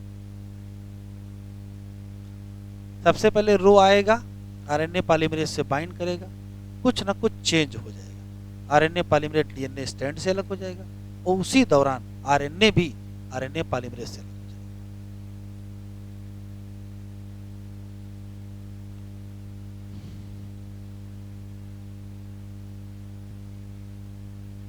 किसी भी बैक्टीरिया में ट्रांसक्रिप्शन के बाद जो आरएनए बनता है उसमें प्रोसेसिंग की आवश्यकता नहीं होती है, क्योंकि यहाँ एक्जान और इंट्रान का कोई कॉन्सेप्ट नहीं है। तो इसका मतलब है कि जब बन जाएगा तो वो सीधे मैच्योर आरएनए ही होगा, कोई प्रोसेसिंग की आवश्यकता नहीं होगी। एक बात। दूसरा, अभी आगे पढ़ेंगे यूकैरियोट। यूकैरियोट में आरएनए बनता है न्यूक्लियस में और प्रोटीन बनती है साइटोप्लाज्म में। तो आरएनए न्यूक्लियस से बन के साइटोप्लाज्म में आएगा तो वहां प्रोटीन बनेगी। अच्छा, प्रोकैरियोट में आ जाओ, यहाँ न्यूक्लियस ही नहीं है, यहाँ न्यूक्लियस तो है नहीं, तो साइटोप्लाज्म में ही डीएनए पड़ा है, वहीं आरएनए बनेगा, वहीं प्रोटीन बनेगा। ध्यान से सुनिएगा, क्योंकि साइटोप्लाज्म में ही डीएनए है, साइटोप्लाज्म में ही आरएनए बना और वहीं प्रोटीन बननी है, और ताजा ताजा आरएनए जो बन के तैयार हुआ है इसमें प्रोसेसिंग की भी आवश्यकता नहीं है। तो मान लेते हैं कि ये आरएनए पॉलीमरेज है, ये उससे अभी आरएनए जुड़ा हुआ है, ध्यान से सुनिएगा, ऐसे जुड़ा हुआ है, और अभी आरएनए बन ही रहा है, तब तक पीछे आके इससे राइबोसोम जुड़ गया और प्रोटीन बनाना शुरू कर दिया। मतलब आगे आगे क्या बनाते रहोगे? आरएनए, और पीछे पीछे क्या बन सकता है? प्रोटीन। हम लोगों में ऐसा नहीं हो सकता है। हम लोगों में पहले आरएनए बनेगा, फिर उसकी प्रोसेसिंग होगी, इंट्रान हटाए जाएंगे, एक्जान जोड़े जाएंगे, कुछ और काम किया जाएगा। तो प्रोकैरियोट में आरएनए की सिंथेसिस और प्रोटीन की सिंथेसिस एक साथ चल जाती है, ये असर्शन है। क्यों? तो कहोगे यहाँ पर प्रोसेसिंग की आवश्यकता है ही नहीं, एक बात। और दूसरा, आरएनए बना कहाँ है? साइटोप्लाज्म बना है, कहीं ट्रांसपोर्ट भी तो नहीं करना है। तो यूकैरियोट में अगर होता तो न्यूक्लियस में बनाते, फिर न्यूक्लियस के बाहर साइटोप्लाज्म में भेजते, प्रोसेसिंग करते, तब प्रोटीन बनाते। तो क्या दोनों घटनाएं एक साथ हो सकती थी? नहीं हो सकती थी। लेकिन प्रोकैरियोट में दोनों घटनाएं एक साथ हो सकती हैं। क्यों? दो ऑप्शन है, एक तो न्यूक्लियस नहीं है, सारा कुछ घटना कहाँ हो रही है? साइटोप्लाज्म में हो रही है, और दूसरा जो आरएनए बना है, भले ही वो भी आरएनए पॉलीमरेज से जुड़ा हुआ है, लेकिन इसमें प्रोसेसिंग की कोई आवश्यकता नहीं है। अगर आरएनए पॉलीमरेज से जुड़ा है तो ये किनारा कौन सा होगा? 3' और ये किनारा 5'। पीछे आके राइबोसोम जुड़ जाएगा और पीछे पीछे क्या शुरू कर देगा? Protein synthesis. तो बैक्टीरिया में ट्रांसक्रिप्शन और ट्रांसलेशन एक साथ चल जाता है, ये असर्शन है। रीजन, 2 रीजन है, ट्रांसलेशन और ट्रांसक्रिप्शन दोनों साइटोप्लाज्म में होते हैं, और दूसरा जो आरएनए बनता है उसमें प्रोसेसिंग की आवश्यकता नहीं होती। लिख लीजिए।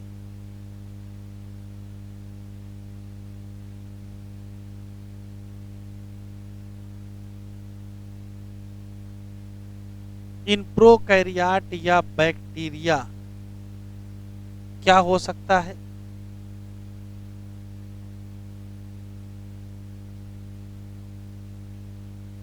Transcription coupled with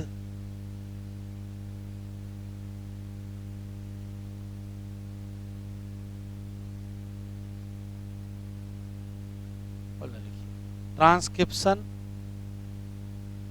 and translation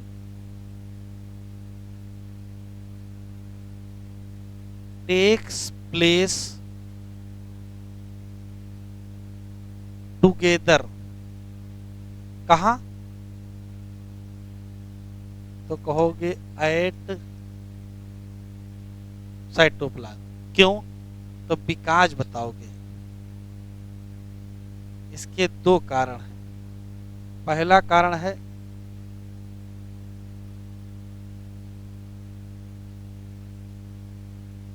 transcription occur in cytoplasm. क्यों? तो क्यों तो पता ही है, न्यूक्लियस क्या है, एब्सेंट। और दूसरा कारण है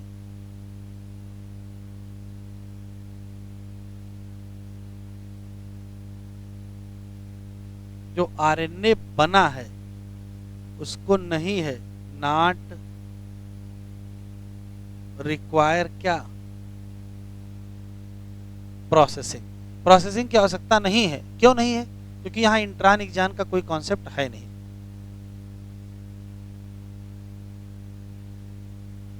चलो कुछ सोचते हैं, हल निकालते हैं।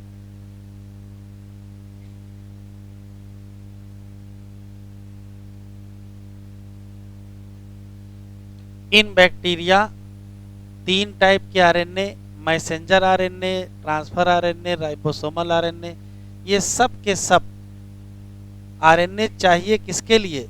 प्रोटीन की सिंथेसिस। एमआरएनए टेम्पलेट का काम करेगा, टीआरएनए अमीनो एसिड लाएगा, जेनेटिक कोड को रीड करेगा, और राइबोसोमल आरएनए स्ट्रक्चरल और कैटालिटिक का काम करेगा। यहाँ अकेला single DNA dependent DNA polymerase सभी टाइप के आरएनए बना सकता है।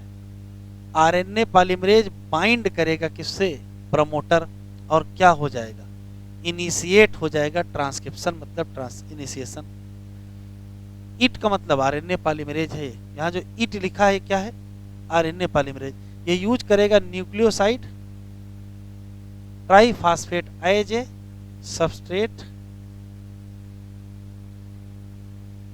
और पॉलीमराइज करेगा आरएनए किस हिसाब से? टेम्पलेट के हिसाब से। और किस रूल को फॉलो करेगा? कॉम्प्लीमेंट्रिटी के रूल फॉलो करेगा। इट फिर किसके बारे में लिखा है? फिर आरएनए पॉलीमरेज के बारे में ही लिखा है। It also facilitate opening of helix. और ये क्या कराएगा? कंटिन्यू, आगे आगे हेलिक्स खोलता चलेगा, इलांगेशन होता रहेगा। छोटा सा केवल आरएनए किससे अटैच रहेगा? आरएनए पॉलीमरेज एंजाइम से अटैच रहेगा। एक बार पॉलीमरेज कहाँ पहुंच गया? टर्मिनेटर रीजन में पहुंच गया, तो तुरंत आरएनए फॉल ऑफ हो जाएगा और आरएनए पॉलीमरेज भी वहां से अलग हो जाएगा, और रिजल्ट क्या होगा? टर्मिनेशन। अब ये स्पेशल कहानी लिखी है। इंट्रीग्यूइंग क्वेश्चन इज दैट कैसे आरएनए पॉलीमरेज ये सारे काम करवा लेता है? तो सारे काम कैसे कराता है? इनिशिएशन, इलांगेशन और टर्मिनेशन में से आरएनए पॉलीमरेज अकेले सिर्फ क्या कर सकता है? केवल इलांगेशन, ना तो इनिशिएशन ना टर्मिनेशन। इट एसोसिएट ट्रांजिएंटली, कि परमानेंट अटैच होता है। ट्रांजिएंटली मतलब केवल अटैच हुआ, काम हुआ, फिर अलग हो गया। विद इनिशिएशन फैक्टर जिसका नाम सिग्मा फैक्टर, और टर्मिनेशन फैक्टर जिसका नाम रो फैक्टर। इनिशिएशन फैक्टर से जुड़ा इनिशिएट करने के लिए, टर्मिनेशन से जुड़ा टर्मिनेट करने के लिए ये लिखा है। अगर एसोसिएशन हो जाता है फैक्टर का, तो अल्टर फिर कुछ ना कुछ क्या करते हैं? चेंज कर देते हैं किसमें? स्पेसिफिसिटी ऑफ आरएनए पॉलीमरेज, जिससे वो या तो इनिशिएट कर सके और या तो टर्मिनेट कर सके। इन बैक्टीरिया में जो एमआरएनए है उसको नहीं आवश्यकता है किसी प्रोसेसिंग, ये सीधे क्या है? एक्टिव। और ट्रांसक्रिप्शन और ट्रांसलेशन दोनों कहाँ हो रहा है? साइटोप्लाज्म में हो रहा है, क्योंकि न्यूक्लियस है नहीं। यहाँ बहुत बार ये देखा गया है कि ट्रांसलेशन शुरू हो जाएगा बहुत पहले, इससे पहले पूरा एमआरएनए बन पाए। मतलब इधर एमआरएनए बन रहा है, आरएनए पॉलीमरेज से जुड़ा है, और इधर क्या शुरू हो गया? कह रहा है ट्रांसलेशन शुरू हो जाएगा बहुत पहले, बिफोर आरएनए फुली क्या ट्रांसक्राइब, पूरा बन नहीं पाया है, पीछे से प्रोटीन बनाने लगे। क्यों? Transcription and translation can be coupled in bacteria, ये साथ में हो सकते हैं। हेडिंग डालिए ट्रांसक्रिप्शन इन यूकैरियोट। अच्छा ये भी देख लेते हैं डायग्राम, यहाँ वाला डायग्राम में कुछ खास नहीं है। देखो यहाँ आरएनए पॉलीमरेज के अंदर क्या दिख रहा है? सिग्मा दिख रहा है, इसका मतलब ये इनिशिएशन करने वाला होगा। फिर देखो ये इलांगेशन कर रहा है, तो केवल अकेले है, कुछ नहीं लिखा है। फिर देखो ये अलग हो गया, इसके साथ क्या जुड़ा हुआ है? Rho factor. तो डायग्राम कोई बहुत मतलब नहीं था। हेडिंग डालिए ट्रांसक्रिप्शन इन यूकैरियोट। तो पहले तो रटने वाले सवाल इकट्ठे लिख लेंगे। ट्रांसक्रिप्शन इन यूकैरियोट में अगर स्टेप पूछेगा तो स्टेप वही हैं जो थे, कौन से? इनिशिएशन, इलांगेशन और टर्मिनेशन। सिग्मा और रो फैक्टर का जैसा रोल था वैसा ही रोल रहेगा, उसमें कोई अंतर नहीं। अंतर सुनो का है, दो मेन अंतर है। पहला एक तो अंतर यह है कि जो तुरंत मैसेंजर आरएनए बनता है वो एक्टिव नहीं होता है, क्योंकि उसमें इंट्रान और एक्जान दोनों पाए जाते हैं। तो इमेच्योर आरएनए में एक्जान और इंट्रान दोनों मिलेंगे, और अगर दोनों मिलेंगे तो फिर इंट्रान को रिमूव करना पड़ेगा और एक्जान को जोड़ना पड़ेगा। इसके लिए घटना चलाते कौन सी? तो आंसर देंगे स्प्लाइसिंग। ठीक, एक बात। दूसरा, अलग अलग आरएनए बनाने के लिए अलग अलग एंजाइम चाहिए। आरएनए पॉलीमरेज अलग चाहिए, 1, 2 अलग चाहिए, 3 अलग चाहिए। तो बेसिक जो अंतर है वो दिमाग में फिट कर लीजिए। 3 स्टेप वैसे ही होंगे जैसे होते थे, उसमें कोई अंतर नहीं। बस अंतर ये आ गया है कि अलग अलग आरएनए के लिए अलग अलग एंजाइम चाहिए। वो लिस्ट मैं आपको दे चुका हूँ, फिर से भी लिख लेंगे। दूसरा, यहाँ जो इमेच्योर आरएनए बनता है उसमें इंट्रान और एक्जान दोनों होते हैं, वो प्रोसेस करने की उसकी आवश्यकता होती है। इसी नाते यहाँ स्प्लाइसिंग की आवश्यकता पड़ेगी। टोटल प्रोसेसिंग में 3 स्टेप होते हैं। एक तो होता है स्प्लाइसिंग, एक होता है कैपिंग और एक होता है टेलिंग। तो कैपिंग, टेलिंग और स्प्लाइसिंग ये तीनों घटनाएं किसमें होंगी? तो आंसर देंगे यूकैरियोट। किसमें नहीं होंगी? प्रोकैरियोट। ये सब रटने वाला पहले लिख लीजिए, फिर तीनों स्टेप भी एक्सप्लेन कर देते हैं।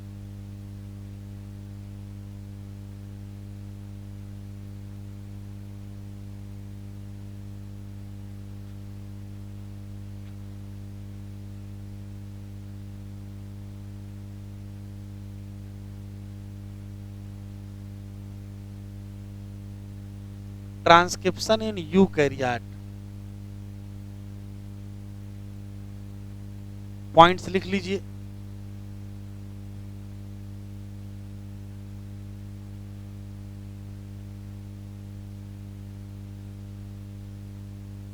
सेम स्टेप एज बैक्टीरिया, मतलब वही इनिशिएशन और इलांगेशन और क्या?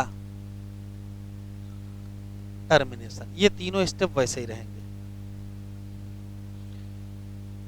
कौन?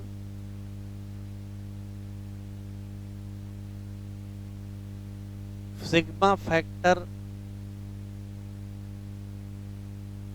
And rho factor bind to RNA polymerase. इसमें भी कोई अंतर नहीं है, बस अंतर देखो क्या गया है।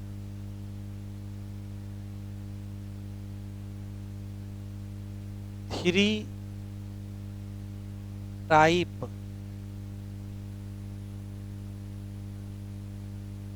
आरएनए पॉलीमरेज, 3 टाइप के आरएनए पॉलीमरेज चाहिए for different type of RNA. नाम भी लिख ही लेते हैं फिर से, कोई बात नहीं।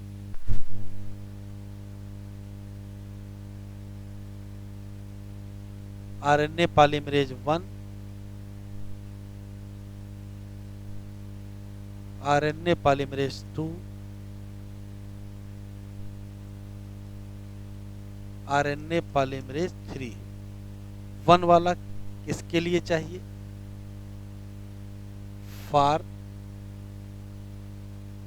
राइबोसोमल आरएनए, और उसके अंदर भी 18S, 28S और 5.8S राइबोसोमल आरएनए। ये काहे के लिए? फॉर प्रीकर्सर ऑफ mRNA और जिसका नाम hnRNA है, फुल फॉर्म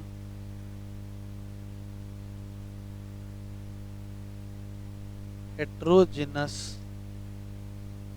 न्यूक्लियर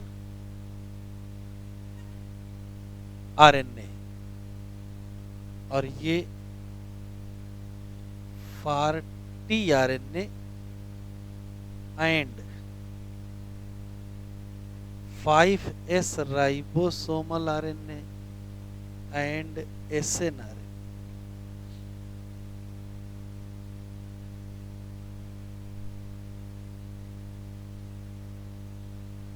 कि 3 अलग अलग आरएनए चाहिए। एक अंतर ये भी है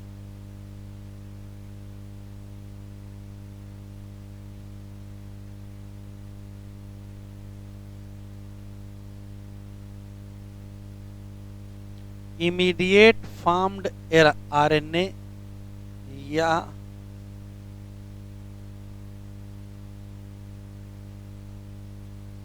immature mRNA.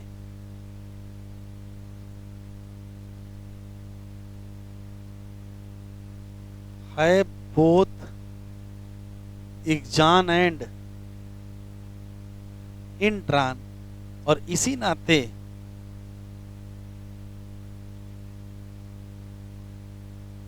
Need for processing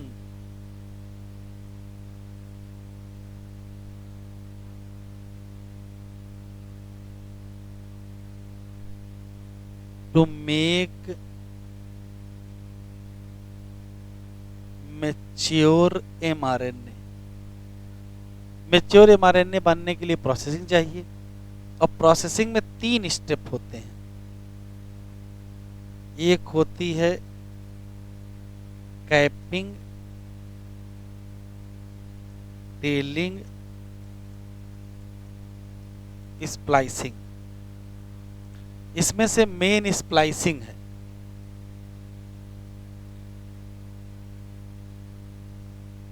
तो जब इमेच्योर से मैच्योर mRNA बनेगा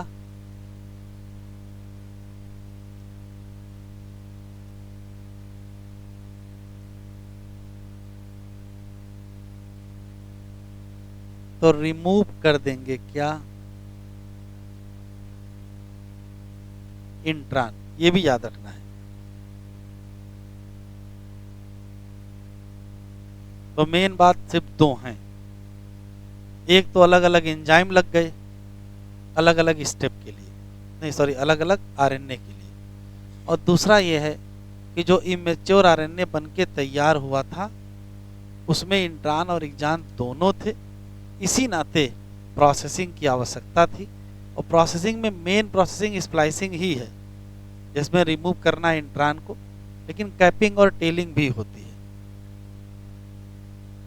तो साइड हेडिंग प्रोसेसिंग इन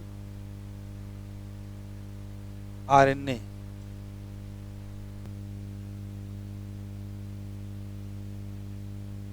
यूकैरियोट में जो इमेच्योर mRNA बनता है उसकी प्रोसेसिंग की आवश्यकता होती है। क्यों?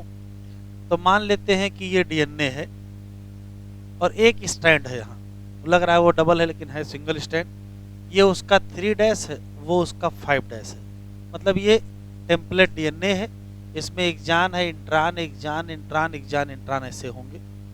फिर ट्रांसक्रिप्शन की प्रोसेस होगी और जो आरएनए बन के आएगा उसका नाम hnRNA होगा। इसको प्राइमरी ट्रांसक्रिप्ट भी कहते हैं, और इस hnRNA इसको इमेच्योर mRNA भी कह सकते हैं।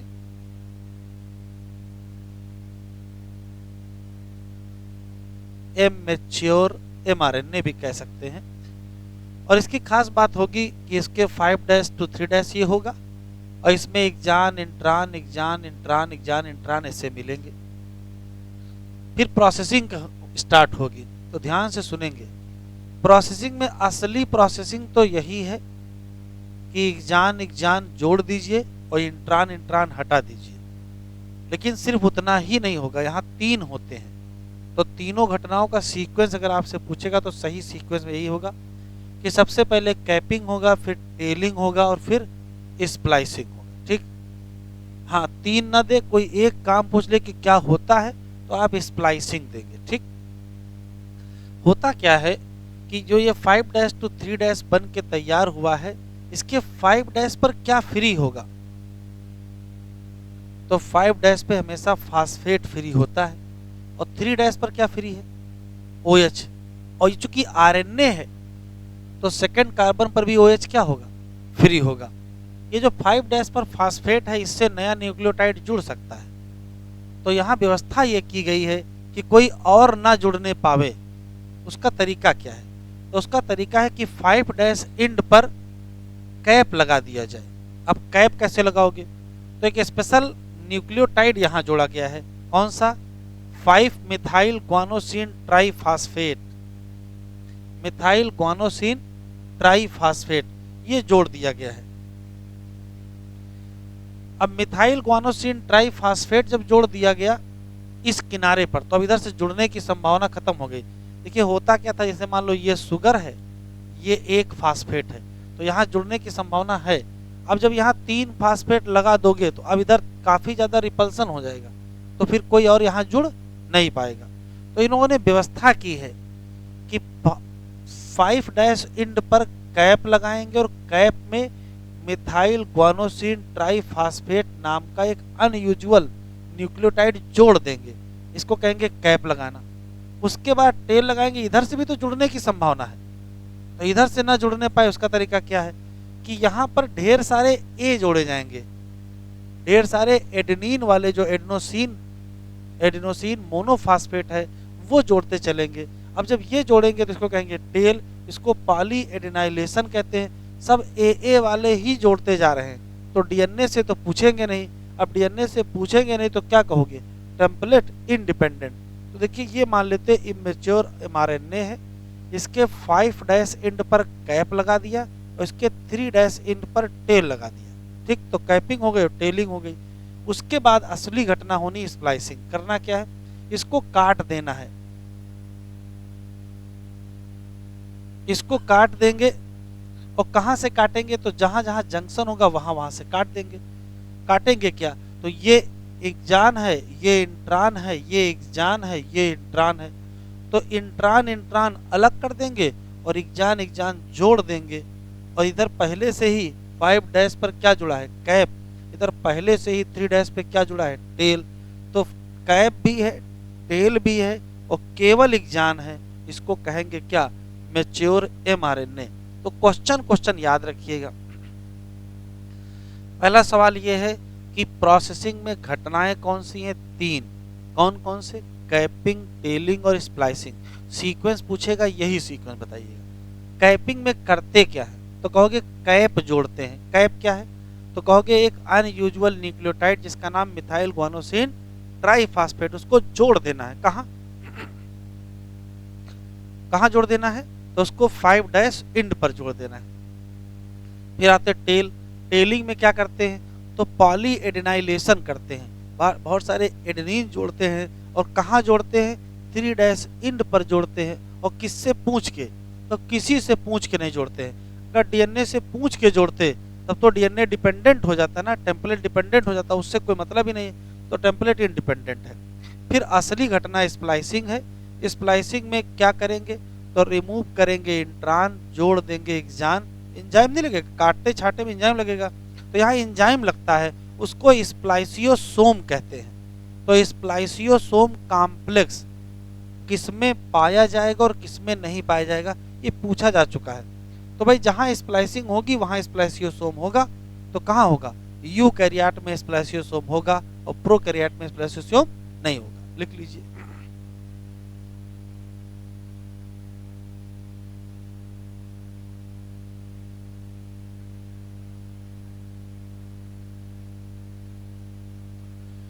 प्रोसेसिंग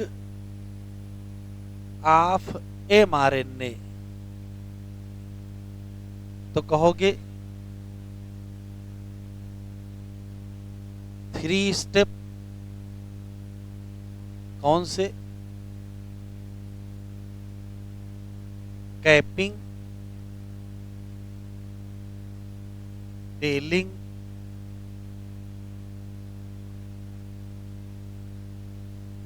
और स्प्लाइसिंग। कैपिंग में क्या करेंगे?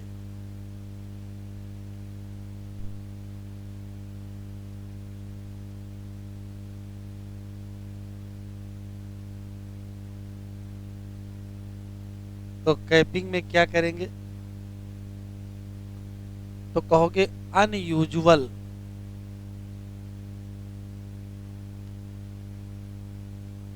न्यूक्लियोटाइड। कौन सा? Methyl guanosine triphosphate added at 5 days end of hnRNA।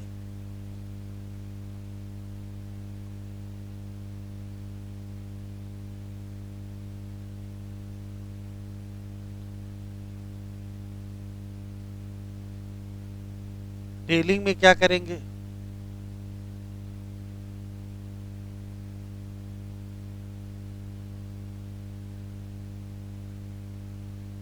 पॉलीएडिनाइलेशन at 3 days end of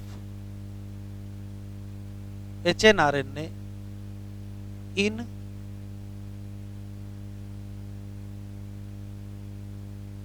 template independent।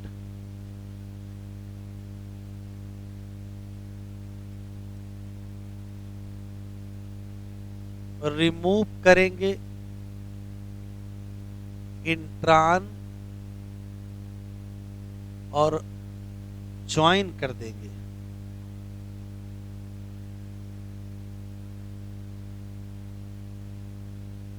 Exam to make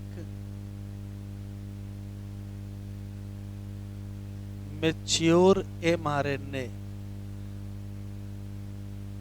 इसमें चाहिए रिक्वायर एंजाइम कॉम्प्लेक्स नाम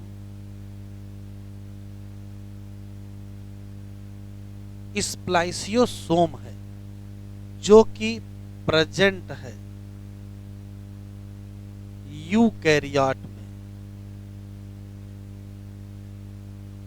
और एब्सेंट है प्रोकैरियोट में। स्प्लाइसियोसोम कॉम्प्लेक्स बनाने में इस्तेमाल होता है एसएनआरएनए प्लस प्रोटीन।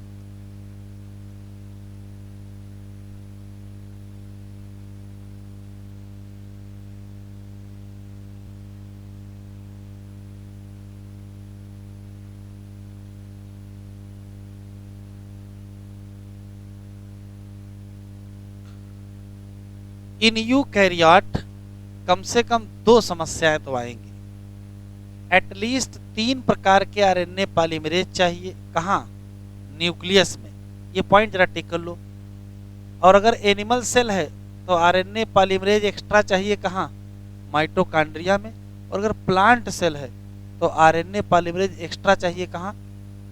माइटोकॉन्ड्रिया और प्लास्टिड। तो एक पॉइंट कहीं लिख लो, कहीं लिख लो, इन यूकैरियोट। सुन लीजिए, फिर लिखिएगा। यूकैरियोट में 3 प्रकार के आरएनए पॉलीमरेज तो न्यूक्लियस में चाहिए। साइटोप्लाज्म में अगर माइटोकॉन्ड्रिया है तो वहां भी तो डीएनए है, वहां भी आरएनए बनना होगा। और क्लोरोप्लास्ट में भी डीएनए है, वहां भी आरएनए बनना होगा। तो लिखिए क्या लिखा है, इन यूकैरियोट कमा करके लिखिए 3 type RNA polymerase, 3 type RNA polymerase present in nucleus along with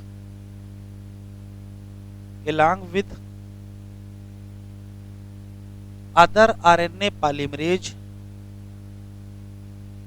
other RNA polymerase in, कहाँ, इन माइटोकॉन्ड्रिया एंड प्लास्टिड या क्लोरोप्लास्ट, माइटोकॉन्ड्रिया एंड क्या, प्लास्टिड। तो अगर प्लांट सेल है तो कुल 5 टाइप के हो जाएंगे, 3 टाइप के न्यूक्लियस, 1 टाइप के माइटोकॉन्ड्रिया, 1 टाइप का क्लोरोप्लास्ट, और एनिमल सेल है तो 4 टाइप के होंगे। आरएनए पॉलीमरेज 1 क्या करेगा, राइबोसोमल आरएनए बनवाएगा। और राइबोसोमल आरएनए में कौन कौन सा, 18S, 28S और 5.8S।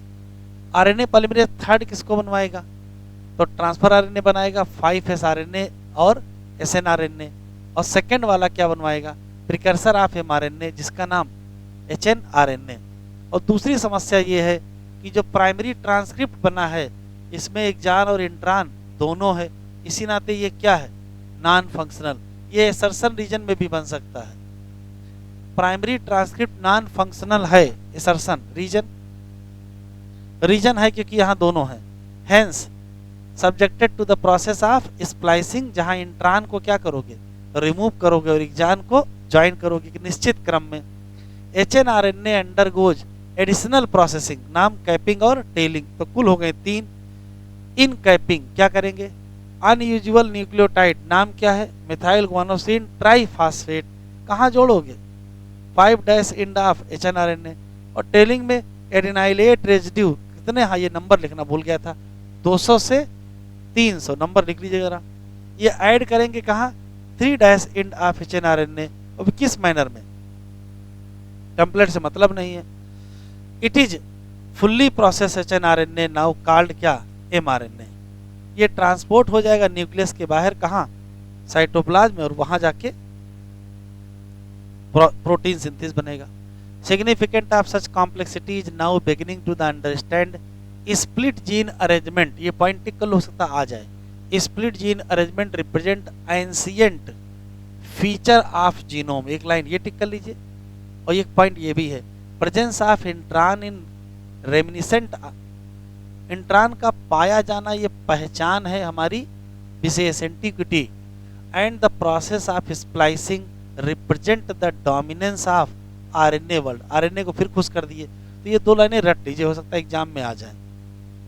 In recent time understanding of RNA and RNA dependent process, ये मोर इंपॉर्टेंट हो गए। हेडिंग डालिए जेनेटिक कोड।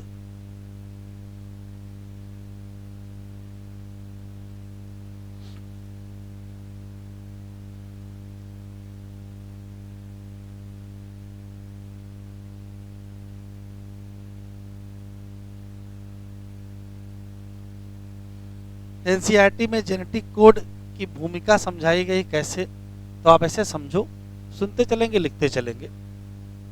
जैसे मान लीजिए अगर आपसे कहा जाए कि आप डीएनए से डीएनए बनाओ, तो आपको कोई दिक्कत नहीं होगी। क्यों, डीएनए में पाए जाते हैं न्यूक्लियोटाइड सीक्वेंस,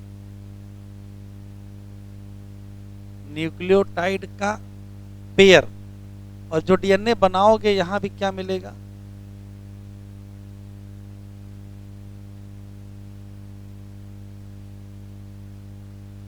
न्यूक्लियोटाइड पेयर। इस पेयर और इस पेयर के बीच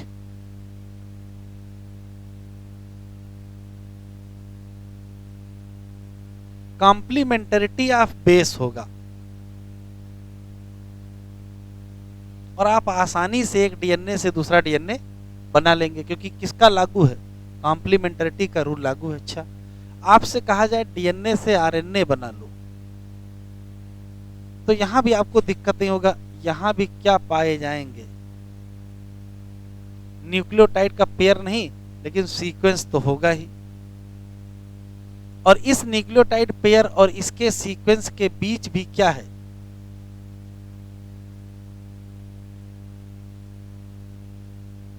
कॉम्प्लीमेंटरिटी ऑफ बेस है। तो ये भी बड़ा आसानी से हो जाएगा, यहां से यहां आप सीक्वेंस निकाल सकते हो। लेकिन आरएनए से फिर प्रोटीन बनाना है, और प्रोटीन में पाए जाते हैं अमीनो एसिड। और इन बेस सीक्वेंस या और अमीनो एसिड सीक्वेंस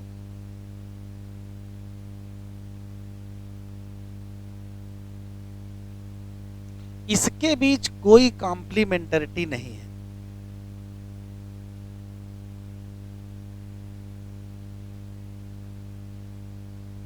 अब समस्या ये आ रही है कि इसके न्यूक्लियोटाइड के सीक्वेंस हैं, इसके अमीनो एसिड के सीक्वेंस है, और बेहतर कोई इनके बीच कॉम्प्लीमेंटरिटी का ला तो है नहीं कि यहाँ एडेनिन देखेंगे वहाँ टायरोसिन अमीनो एसिड ले आएंगे, यहाँ ग्वानिन देखेंगे तो वहाँ फिनाइल एलानिन ले आएंगे, ऐसा कुछ तो है नहीं। तो जब ऐसा कुछ नहीं है तो फिर प्रोटीन के अमीनो एसिड के सीक्वेंस तय कौन करता है? और ये बिल्कुल निश्चित है क्या कि यदि आप यहाँ चेंज कर दीजिए डीएनए में, जैसे डीएनए में न्यूक्लियोटाइड पेयर सीक्वेंस आप चेंज करोगे वैसे क्या चेंज हो जाता है? अमीनो एसिड का सीक्वेंस होता है। ये तो कन्फर्म है कि यहाँ पर अमीनो एसिड का सीक्वेंस यही डीएनए तय करता है, लेकिन कैसे तय करता है ये समझ में नहीं आ रहा था। तो वैज्ञानिकों ने बहुत दिन बाद ये समझा कि आरएनए पर जो न्यूक्लियोटाइड हैं उनका जो बेस सीक्वेंस है वही डिटरमाइन करता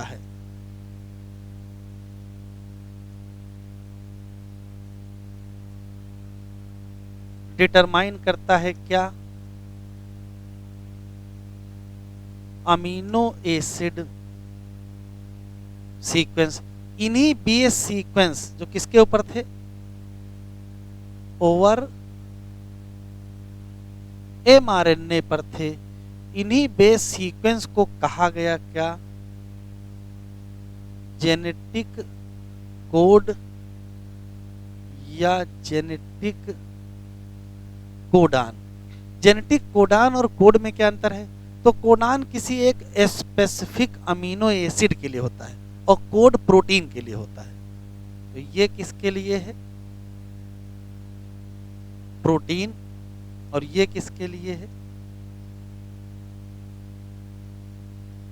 प्रोटीन में किसी विशेष अमीनो एसिड के लिए जो बेस सीक्वेंस होगा उसको हम कोडान कहेंगे, और प्रोटीन में बहुत सारे अमीनो एसिड होंगे उनका जो सीक्वेंस होगा उसके लिए हम क्या कहेंगे? कोड कहेंगे। तो सुन लेते हैं, पलट देते हैं। जेनेटिक कोड क्या है? तो कहोगे जेनेटिक कोड वास्तव में बेस सीक्वेंस या न्यूक्लियोटाइड सीक्वेंस है जो किसके ऊपर है? एमआरएनए पर, और जो क्या तय करता है? अमीनो एसिड का सीक्वेंस तय करता है किसमें? प्रोटीन में। लिखो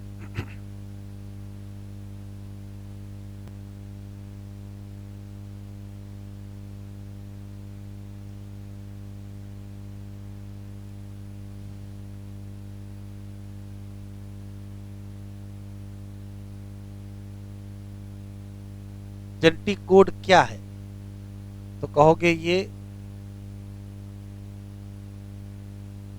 सीक्वेंस ऑफ न्यूक्लियोटाइड है या बेस है किसके ऊपर? तो आंसर देंगे एमआरएनए पर, जो क्या करता है? डिटरमाइन करता है किसको?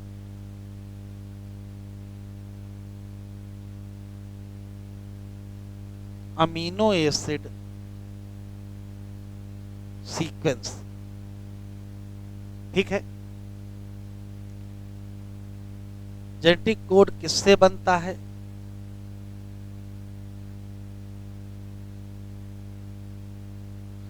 कॉम्बिनेशन ऑफ बेस या न्यूक्लियोटाइड। पर जब कॉम्बिनेशन की बात आई तो एक समस्या खड़ी हो गई। टोटल कितने बेस हैं?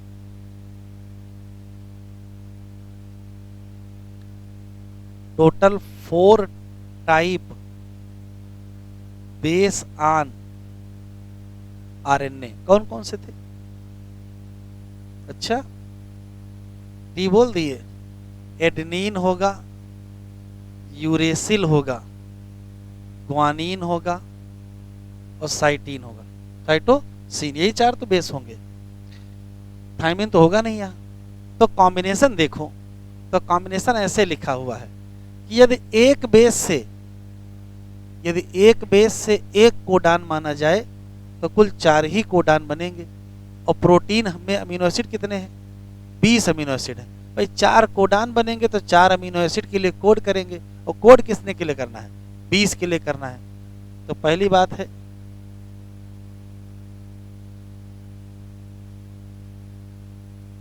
सिंगलेट कोडान, मतलब 1 बेस 1 कोडान। तो टोटल कितने कोडान बनेंगे? टोटल 4 कोडान बनेंगे। क्या यह सफिशियंट है 20 के लिए? नहीं है।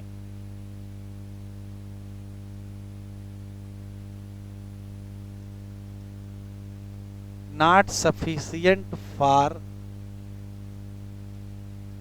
20 अमीनो एसिड। अच्छा, फिर आता है डबलेट कोडान।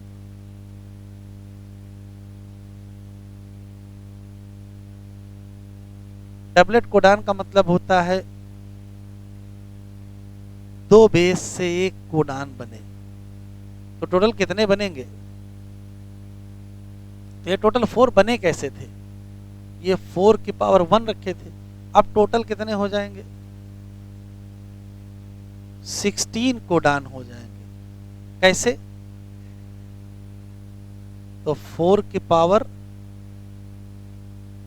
2 रखोगे। लेकिन 16 कोडान भी सही नहीं है।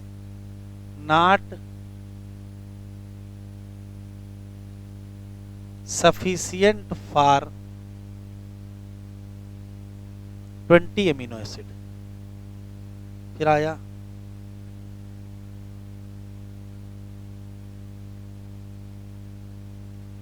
ट्रिपलेट कोडान, मतलब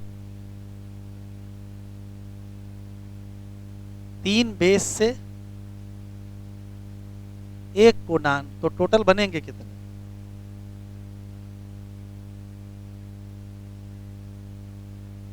ये सफिशियंट है।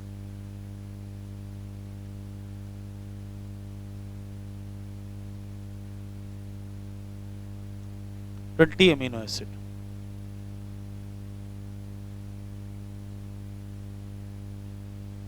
तो जेनेटिक कोड क्या है?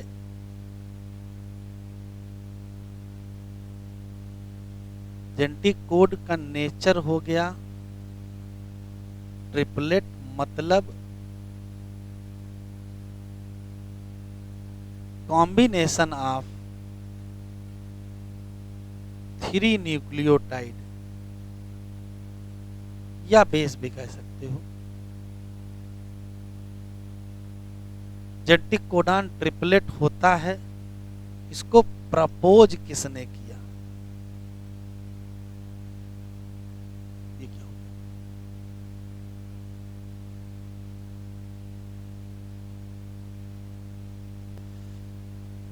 प्रपोज्ड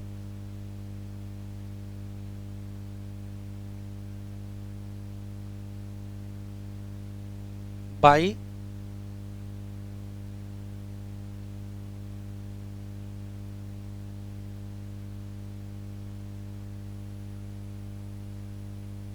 जॉर्ज गैमो और prove by martial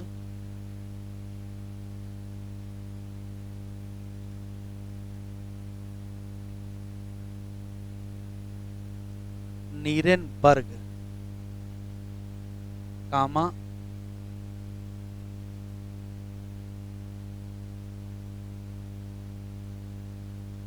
Khurana.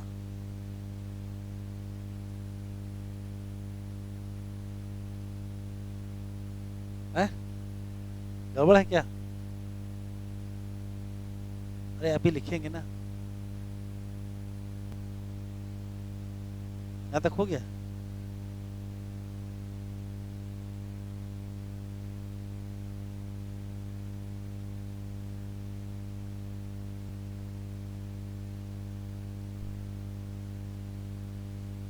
Term genetic code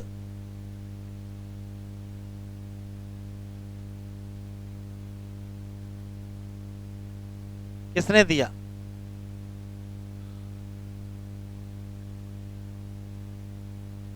George गैमो ने।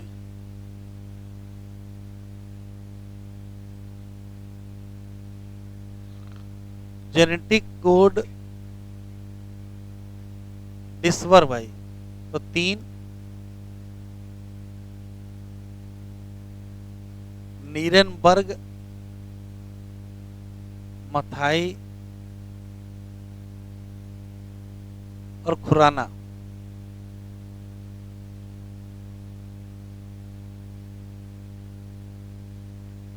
Triplet nature of codon,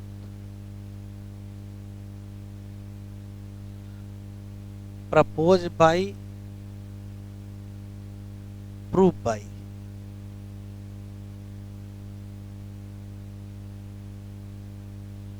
George गैमो,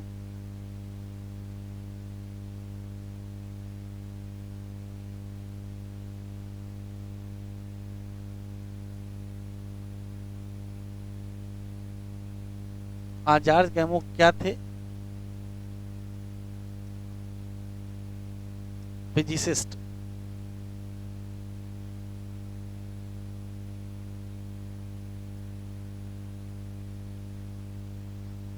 NCERT में लिखा है कि जेनेटिक कोड को समझने के लिए physics, chemistry, biology, organic, inorganic, physical coordinate, सारी केमिस्ट्री का इस्तेमाल करना पड़ा है। लिखा भी दिखाते हैं।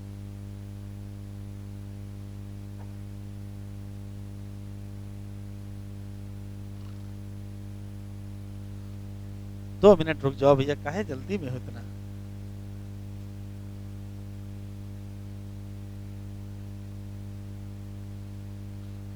During replication and transcription nucleic acid copy हो जाती है from other nucleic acid.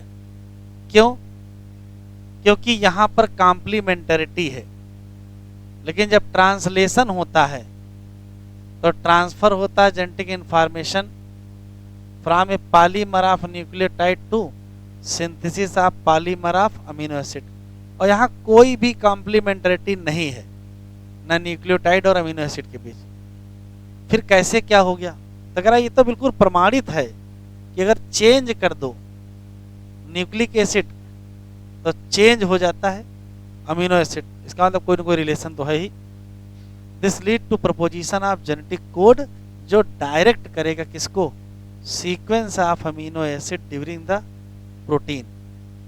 If determining the biochemical nature of genetic material and structure of DNA was very exciting, तो proposition and of genetic code ये भी बहुत ज़्यादा challenging था।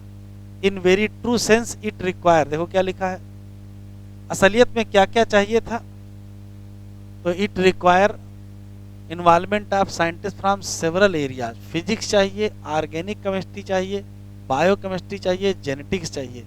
George गैमो जो क्या है, फिजिक्स के टीचर हैं, इन्होंने ही बताया कि केवल कितने बेस हैं? 4 बेस हैं। और कोड कितना करना है? 20 अमीनो एसिड। तो कोड में क्या होना चाहिए? कॉम्बिनेशन होना चाहिए।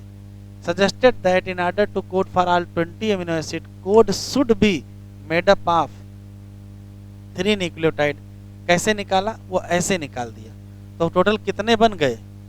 64 कोडान। कहा ये बहुत ज़्यादा है, जितनी आवश्यकता उससे ज़्यादा। Providing proof that codon was triplet was more daunting task. Chemical method किसने डेवलप किया?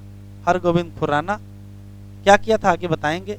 और दूसरे साइंटिस्ट कौन से हैं? मार्सेल नीरेनबर्ग। अगले लेक्चर पर बताएंगे।